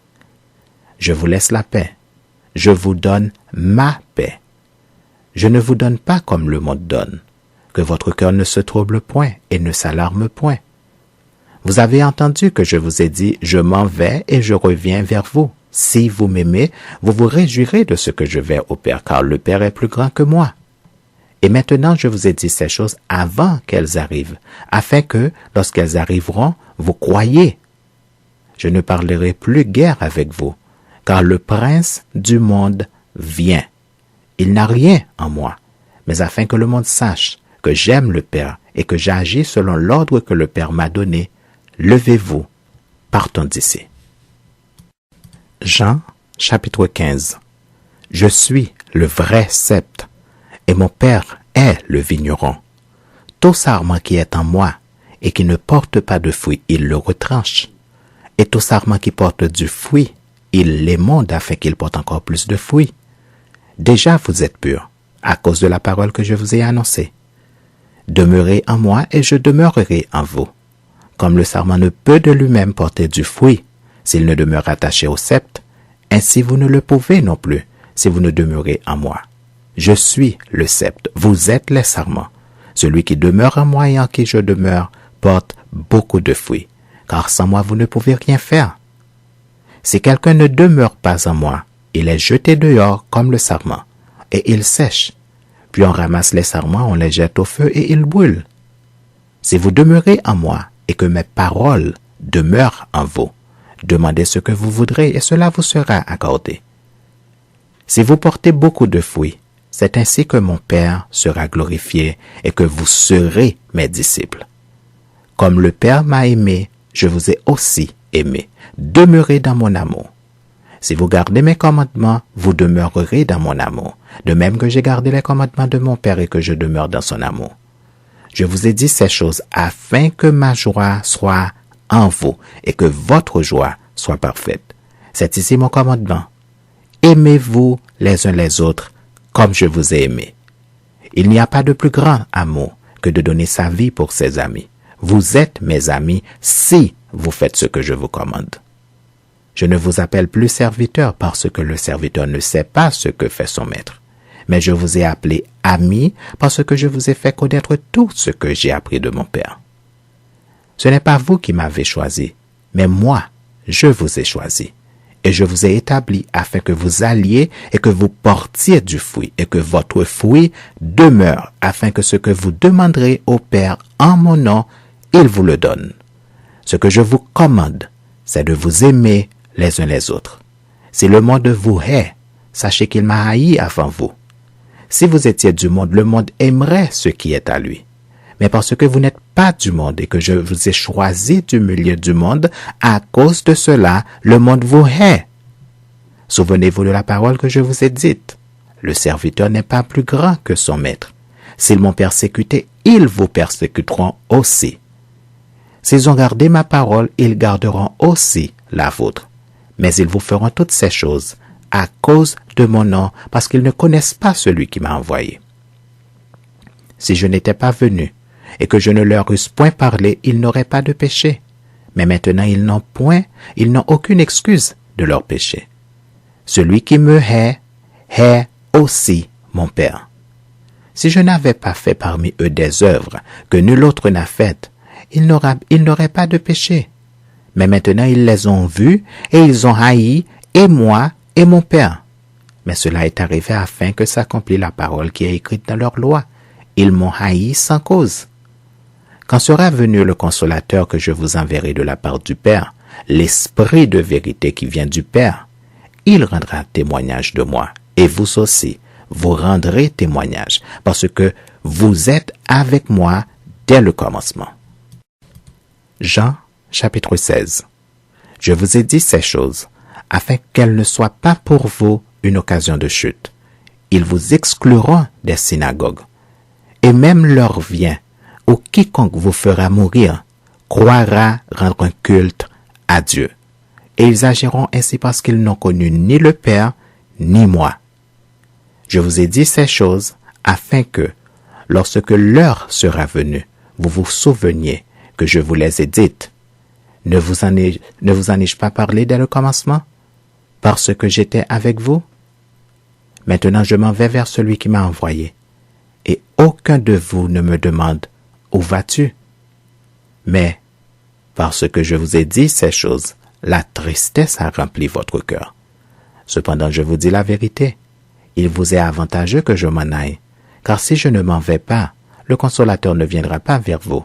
Mais si je m'en vais, je vous l'enverrai. Et quand il sera venu, il convaincra le monde en ce qui concerne le péché, la justice et le jugement. En ce qui concerne le péché parce qu'il ne croit pas en moi. La justice parce que je vais au Père et que vous ne me verrez plus. Le jugement parce que le prince de ce monde est jugé. J'ai encore beaucoup de choses à vous dire, mais vous ne pouvez pas les supporter maintenant. Quand le consolateur sera venu, l'Esprit de vérité, il vous conduira dans toute la vérité, car il ne parlera pas de lui-même, mais il dira tout ce qu'il aura entendu, et il vous annoncera les choses à venir. Il me glorifiera parce qu'il prendra de ce qui est à moi et vous l'annoncera. Tout ce que le Père a est à moi. C'est pourquoi j'ai dit qu'il prend de ce qui est à moi et qu'il vous l'annoncera. Encore un peu de temps et vous ne me verrez plus. Et puis encore un peu de temps et vous me verrez parce que je vais au Père. Là-dessus, quelques-uns de ses disciples dirent entre eux, que signifie ce qu'il nous dit? Encore un peu de temps et vous ne me verrez plus. Et puis encore un peu de temps et vous me verrez. Et parce que je vais au Père. Il disait donc, que signifie ce qu'il dit? Encore un peu de temps, nous ne savons de quoi il parle. Jésus, connu qu'il voulait l'interroger, leur dit, vous vous questionnez les uns les autres sur ce que j'ai dit. Encore un peu de temps et vous ne me verrez plus, et puis encore un peu de temps et vous me verrez. En vérité, je vous le dis, vous pleurerez et vous vous lamenterez, et le monde se réjouira. Vous serez dans la tristesse, mais votre tristesse se changera en joie. La femme, lorsqu'elle enfante, éprouve de la tristesse parce que son heure est venue. Mais lorsqu'elle a donné le jour à l'enfant, elle ne se souvient plus de la souffrance à cause de la joie qu'elle a de ce qu'un homme est né dans le monde. Vous donc aussi, vous êtes maintenant dans la tristesse, mais je vous reverrai, et votre cœur se réjouira, et nul ne vous ravira votre joie. En ce jour-là, vous ne m'interrogerez plus sur rien.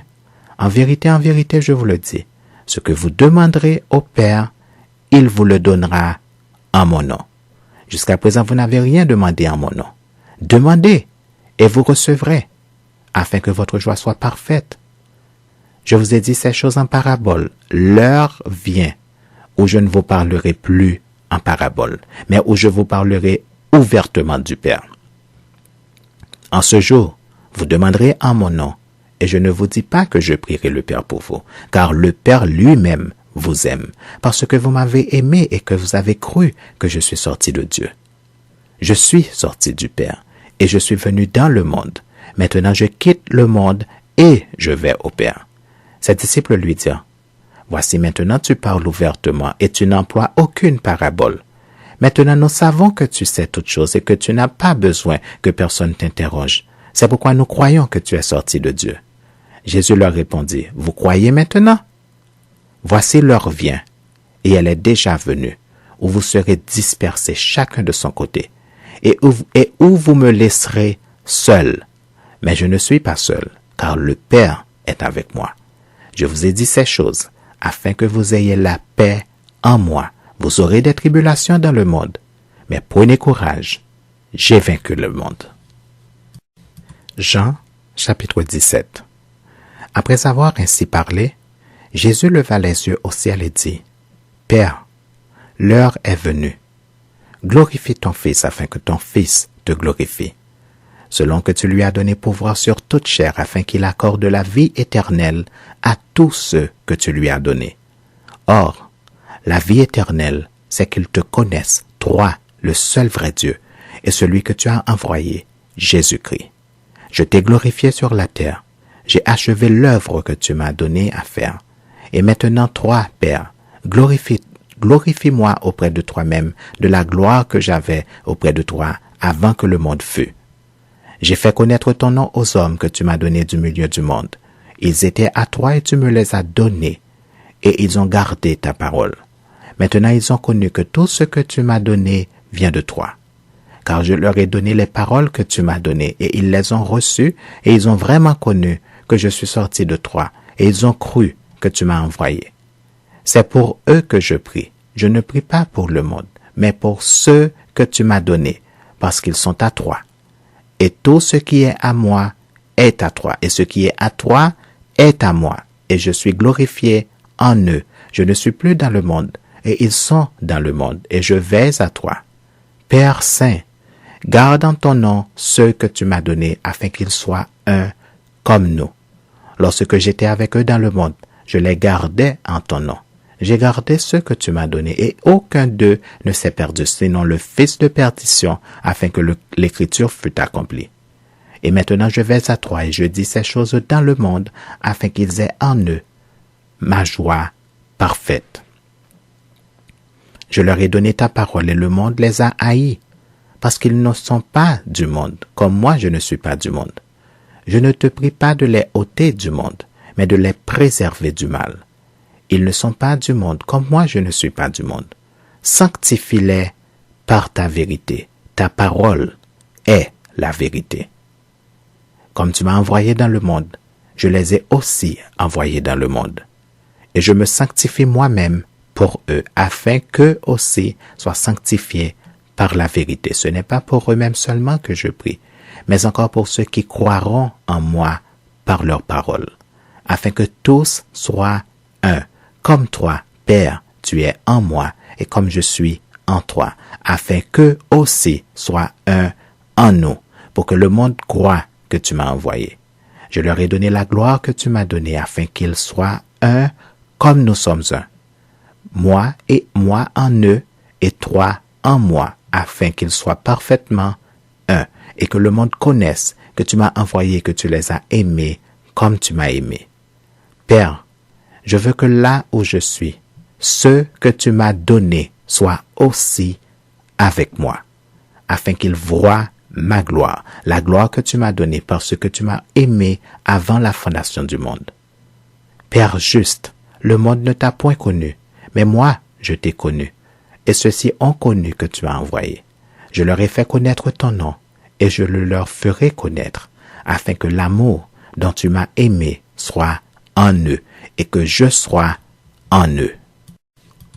Jean, chapitre 18. Lorsqu'il eut dit ces choses, Jésus alla avec ses disciples de l'autre côté du torrent du Cédron, où se trouvait un jardin dans lequel il entra, lui et ses disciples. Judas qui le livrait connaissait ce lieu, parce que Jésus et ses disciples s'y étaient souvent réunis. Judas donc, ayant pris la cohorte et des huissiers qu'envoyèrent les principaux sacrificateurs et les pharisiens, vint là avec des lanternes, des flambeaux et des armes. Jésus, sachant tout ce qui devait lui arriver, s'avança et leur dit, « Qui cherchez-vous » Ils lui répondirent, « Jésus de Nazareth. » Jésus leur dit, « C'est moi. » Et Judas qui le livrait était avec eux. Lorsque Jésus leur eut dit, « C'est moi », ils reculèrent et tombèrent par terre. Il leur demanda de nouveau, « Qui cherchez-vous » Et ils dirent, « Jésus de Nazareth. » Jésus répondit, « Je vous ai dit que c'est moi. Si donc c'est moi que vous cherchez, laissez aller ceci. » Il dit cela afin que s'accomplît la parole qu'il avait dite. « Je n'ai perdu aucun de ceux que tu m'as donnés. » Simon-Pierre, qui avait une épée, la tira, frappa le serviteur du souverain sacrificateur et lui coupa l'oreille droite. Ce serviteur s'appelait Malchus. Jésus dit à Pierre, « Remets ton épée dans le fourreau. Ne boirai-je pas la coupe que le Père m'a donnée à boire ?» La cohorte, le tribun et les huissiers des Juifs se saisirent alors de Jésus et le lièrent. Ils l'emmenèrent d'abord chez Anne, car il était le beau-père de Caïphe, qui était souverain sacrificateur cette année-là. Et Caïphe était celui qui avait donné ce conseil aux Juifs. Il est avantageux qu'un seul homme meure pour le peuple. Simon-Pierre, avec un autre disciple, suivait Jésus. Ce disciple était connu du souverain sacrificateur. Et il entra avec Jésus dans la cour du souverain sacrificateur. Mais Pierre resta dehors, près de la porte. L'autre disciple, qui était connu du souverain sacrificateur, sortit, parla à la portière et fit entrer Pierre. Alors la servante, la portière, dit à Pierre, « Toi aussi n'es-tu pas des disciples de cet homme ?» Il dit, « Je n'en suis point. » Les serviteurs et les huissiers qui étaient là avaient allumé un brasier, car il faisait froid et ils se réchauffaient. Pierre se tenait avec eux et se chauffait. Le souverain sacrificateur interrogea Jésus sur ses disciples et sur sa doctrine. Jésus lui répondit, « J'ai parlé ouvertement au monde. J'ai toujours enseigné dans la synagogue et dans le temple, où tous les Juifs s'assemblent, et je n'ai rien dit en secret. Pourquoi m'interroges-tu? Interroge sur ce que je leur ai dit, ceux qui m'ont entendu. Voici, ceux-là savent ce que j'ai dit. » À ces mots, un des huissiers qui se trouvait là donna un soufflet à Jésus en disant, « Est-ce ainsi que tu réponds au souverain sacrificateur? » Jésus lui dit, « Si j'ai mal parlé, fais voir ce que j'ai dit de mal. Et si j'ai bien parlé, pourquoi me frappes-tu? » Anne l'envoya lier à Caïphe, le souverain sacrificateur. Simon-Pierre était là et se chauffait. On lui dit, « Toi aussi, n'es-tu pas de ses disciples? » Il le nia et dit, « Je n'en suis point. » Un des serviteurs du souverain sacrificateur, parent de celui à qui Pierre avait coupé l'oreille, dit, « Ne t'ai-je pas vu avec lui dans le jardin? » Pierre le nia de nouveau, et aussitôt le coq chanta. Ils conduisirent Jésus de chez Caïphe au prétoire, c'était le matin. Ils n'entrèrent point eux-mêmes dans le prétoire, afin de ne pas se souiller et de pouvoir manger la Pâque. Pilate sortit donc pour aller à eux, et il dit, « Quelle accusation portez-vous contre cet homme? » Ils lui répondirent, « Si ce n'était pas un malfaiteur, nous ne te l'aurions pas livré. » Sur quoi Pilate leur dit, « Prenez-le vous-même, et jugez-le selon votre loi. » Les Juifs lui dirent, « Il ne nous est pas permis de mettre personne à mort. » C'était afin que s'accomplisse la parole que Jésus avait dite lorsqu'il indiqua de quelle mort il devait mourir. Pilate rentra dans le prétoire, appela Jésus et lui dit, « Es-tu le roi des Juifs? » Jésus répondit, « Est-ce de toi-même que tu dis cela, ou d'autres te l'ont-ils dit de moi? » Pilate répondit, « Moi, suis-je juif? Ta nation et les principaux sacrificateurs t'ont livré à moi. Qu'as-tu fait? » « Mon royaume n'est pas de ce monde, répondit Jésus. Si mon royaume était de ce monde, mes serviteurs auraient combattu pour moi afin que je ne fusse pas livré aux Juifs. Mais maintenant mon royaume n'est point d'ici bas. Pilate lui dit, « Tu es donc roi? » Jésus répondit, « Tu le dis, je suis roi. Je suis né et je suis venu dans le monde pour rendre témoignage à la vérité. Quiconque est de la vérité, écoute ma voix. » Pilate lui dit, « Qu'est-ce que la vérité? » Après avoir dit cela, il sortit de nouveau pour aller vers les Juifs et il leur dit, « Je ne trouve aucun crime en lui. Mais comme c'est parmi vous une coutume que je vous relâche quelqu'un à la fête de Pâques, voulez-vous que je vous relâche le roi des Juifs? » Alors de nouveau tous s'écrièrent, « Non, pas lui, mais Barabbas. » Or Barabbas était un brigand. Jean, chapitre 19. Alors Pilate prit Jésus et le fit battre de verges. Les soldats tressèrent une couronne d'épines qu'ils posèrent sur sa tête, et ils le revêtirent d'un manteau de pourpre, puis, s'approchant de lui, ils disaient, « Salut, roi des Juifs !» et ils lui donnaient des soufflets. Pilate sortit de nouveau et dit aux Juifs, « Voici, je vous l'amène dehors, afin que vous sachiez que je ne trouve en lui aucun crime. » Jésus sortit donc, portant la couronne d'épines et le manteau de pourpre. Et Pilate leur dit, « Voici l'homme. » Lorsque les principaux sacrificateurs et les huissiers le virent, ils s'écrièrent, « Crucifie! Crucifie !» Pilate leur dit, « Prenez-le vous-même et crucifiez-le, car moi, je ne trouve point de crime en lui. » Les Juifs lui répondirent, « Nous avons une loi et selon notre loi, il doit mourir parce qu'il s'est fait fils de Dieu. » Quand Pilate entendit cette parole, sa frayeur augmenta. Il rentra dans le prétoire et il dit à Jésus, « D'où es-tu? » Mais Jésus ne lui donna point de réponse. Pilate lui dit, « Est-ce à moi que tu ne parles pas? Ne sais-tu pas que j'ai le pouvoir de te crucifier et que j'ai le pouvoir de te relâcher? » Jésus répondit, « Tu n'aurais sur moi aucun pouvoir s'il ne t'avait été donné d'en haut. C'est pourquoi celui qui me livre à toi commet un plus grand péché. » Dès ce moment, Pilate cherchait à le relâcher, mais les Juifs criaient, « Si tu le relâches, tu n'es pas ami de César. Quiconque se fait roi se déclare contre César. » Pilate, ayant entendu ces paroles, amena Jésus dehors, et il s'assit sur le pavé au lieu appelé le pavé, et en hébreu, Gabata. C'était la préparation de la Pâque et environ la 6e heure. Pilate dit aux Juifs, « Voici votre roi. » Mais il s'écria, « Ôte, ôte, crucifie-le. » Pilate leur dit, « Crucifierai-je votre roi ?» Les principaux sacrificateurs répondirent, « Nous n'avons de roi que César. » Alors il le leur livra pour être crucifié. Ils prirent donc Jésus et l'emmenèrent. Jésus, portant sa croix, arriva au lieu du crâne qui se nomme en hébreu Golgotha. C'est là qu'il fut crucifié, et 2 autres avec lui, un de chaque côté, et Jésus au milieu. Pilate fit une inscription qu'il plaça sur la croix et qui était ainsi conçue, Jésus de Nazareth, roi des Juifs. Beaucoup de Juifs lurent cette inscription, parce que le lieu où Jésus fut crucifié était près de la ville. Elle était en hébreu, en grec et en latin. Les principaux sacrificateurs des Juifs dirent à Pilate, « N'écris pas roi des Juifs, mais écris qu'il a dit, je suis roi des Juifs. » Pilate répondit, « Ce que j'ai écrit, je l'ai écrit. » Les soldats, après avoir crucifié Jésus, prirent ses vêtements et ils en firent 4 parts, une part pour chaque soldat. Ils prirent aussi sa tunique qui était sans couture, d'un seul tissu depuis le haut jusqu'en bas, et ils dirent entre eux, « Ne la déchirons pas, mais tirons au sort à qui elle sera. » Cela arriva afin que s'accomplisse cette parole de l'Écriture. Ils se sont partagés mes vêtements et ils ont tiré au sort ma tunique. Voilà ce que firent des soldats.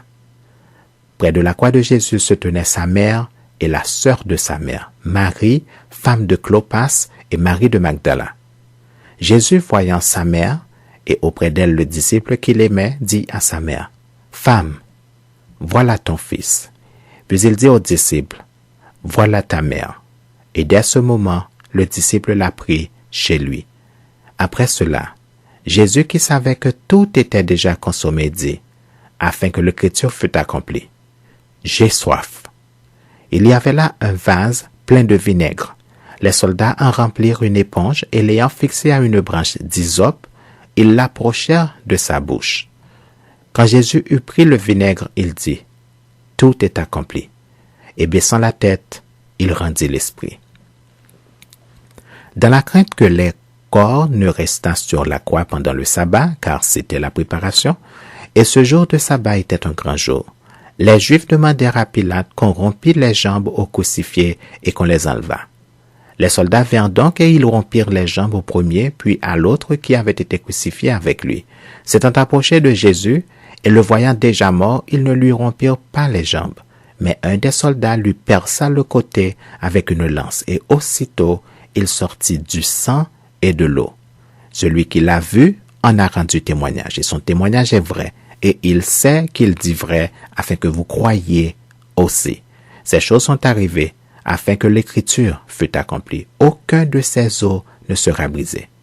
Et ailleurs l'écriture dit encore, ils verront celui qu'ils ont percé.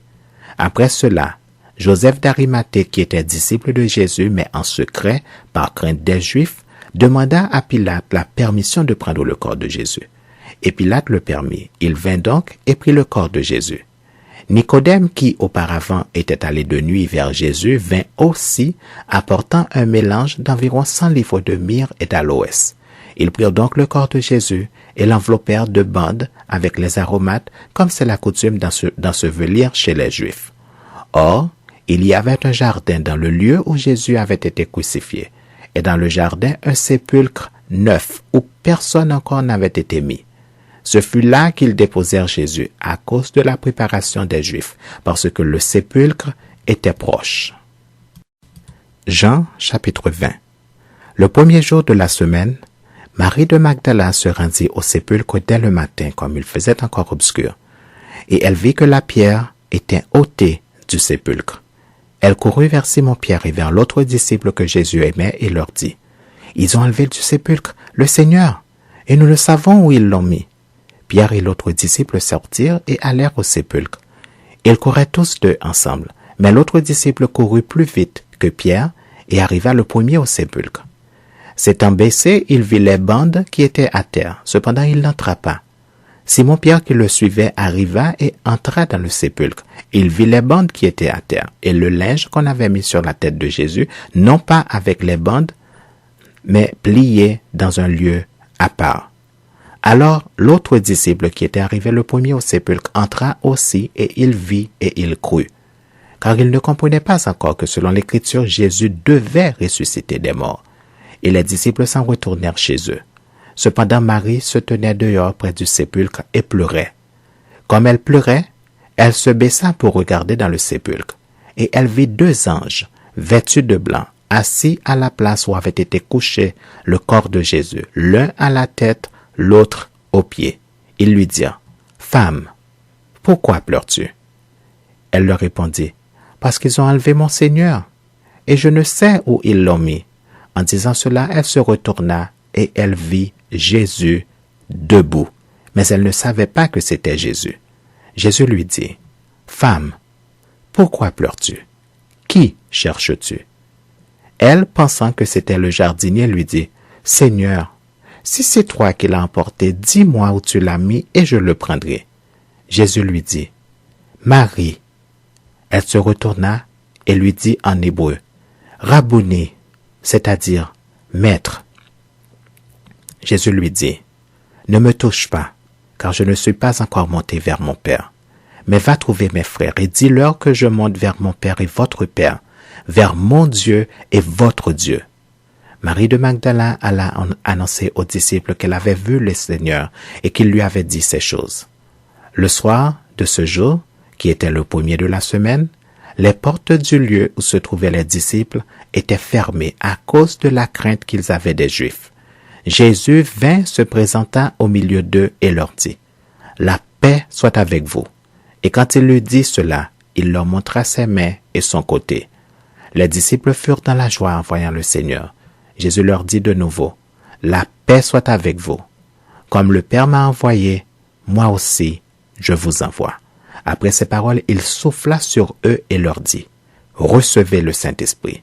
Ceux à qui vous pardonnerez les péchés, ils leur seront pardonnés.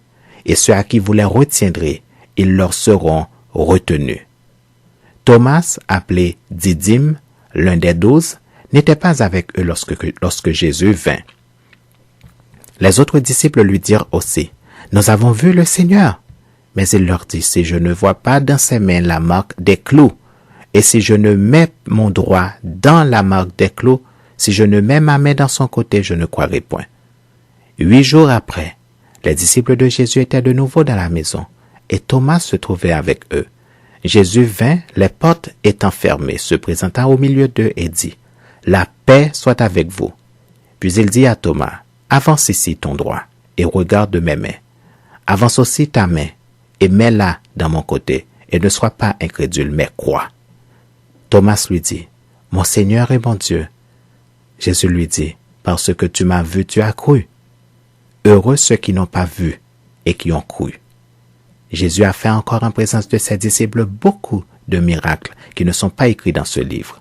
Mais ces choses ont été écrites afin que vous croyiez que Jésus est le Christ, le Fils de Dieu, et qu'en croyant, vous ayez la vie en son nom.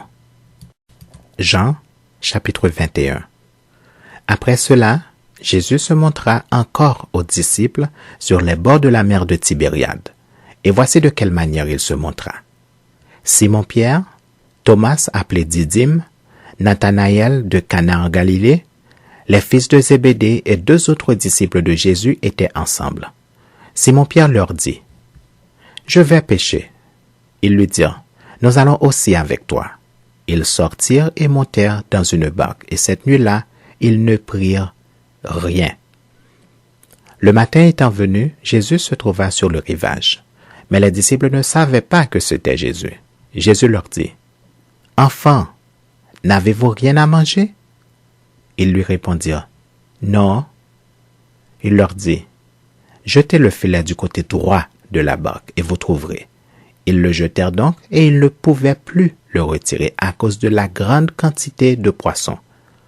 Alors, le disciple que Jésus aimait dit à Pierre, « C'est le Seigneur !» Et Simon-Pierre, dès qu'il eut entendu que c'était le Seigneur, mit son vêtement et sa ceinture car il était nu et se jeta dans la mer. Les autres disciples vinrent avec la barque, tirant le filet plein de poissons car ils n'étaient éloignés de terre que d'environ 200 coudées. Lorsqu'ils furent descendus à terre, ils virent là des charbons allumés, du poisson dessus et du pain. Jésus leur dit, « Apportez des poissons que vous venez de prendre. » Simon-Pierre monta dans la barque et tira à terre le filet plein de 153 grands poissons. Et quoi qu'il en eût autant, le filet ne se rompit point. Jésus leur dit, « Venez, mangez. » Et aucun des disciples n'osait lui demander, « Qui es-tu ?» sachant que c'était le Seigneur. Jésus s'approcha, prit le pain et leur en donna. Il fit de même du poisson. C'était déjà la 3e fois que Jésus se montrait à ses disciples depuis qu'il était ressuscité des morts. Après qu'ils eurent mangé, Jésus dit à Simon-Pierre, « Simon, fils de Jonas, m'aimes-tu plus que ne m'aime ceux-ci » Il lui répondit, « Oui, Seigneur, tu sais que je t'aime. » Jésus lui dit, « Paix mes agneaux. » Il lui dit une seconde fois, « Simon, fils de Jonas, m'aimes-tu » Pierre lui répondit, « Oui, Seigneur, tu sais que je t'aime. » Jésus lui dit, « Paix mes brebis. » Il lui dit pour la 3e fois, « Simon, fils de Jonas, m'aimes-tu » Pierre fut attristé de ce qu'il lui avait dit pour la 3e fois, « M'aimes-tu » Et il lui répondit, « Seigneur, tu sais toutes choses, tu sais que je t'aime. » Jésus lui dit, « Paix mes brebis. En vérité, je te le dis, quand tu étais plus jeune, tu te saignais toi-même et tu allais où tu voulais. Mais quand tu seras vieux, tu étendras tes mains et un autre te ceindra et te mènera où tu ne voudras pas. » Il dit cela pour indiquer par quelle mort Pierre glorifierait Dieu. Et ayant ainsi parlé, il lui dit, « Suis-moi. » Pierre s'étant retourné, vit venir après eux le disciple que Jésus aimait. Celui qui, pendant le souper, s'était penché sur la poitrine de Jésus et avait dit, « Seigneur, qui est celui qui te livre ?» Et le voyant, Pierre dit à Jésus, « Et celui-ci, Seigneur, que lui arrivera-t-il » Jésus lui dit, « Si je veux qu'il demeure jusqu'à ce que je vienne, que t'importe? Toi, suis-moi. » Là-dessus, le bruit courut parmi les frères que ce disciple ne mourrait point. Cependant, Jésus n'avait pas dit à Pierre qu'il ne mourrait point. Mais, si je veux qu'il demeure jusqu'à ce que je vienne, que t'importe? C'est ce disciple qui rend témoignage de ces choses et qui les a écrites. Et nous savons que son témoignage est vrai. Jésus a fait encore beaucoup d'autres choses. Si on les écrivait en détail, je ne pense pas que le monde même pût contenir les livres qu'on écrirait.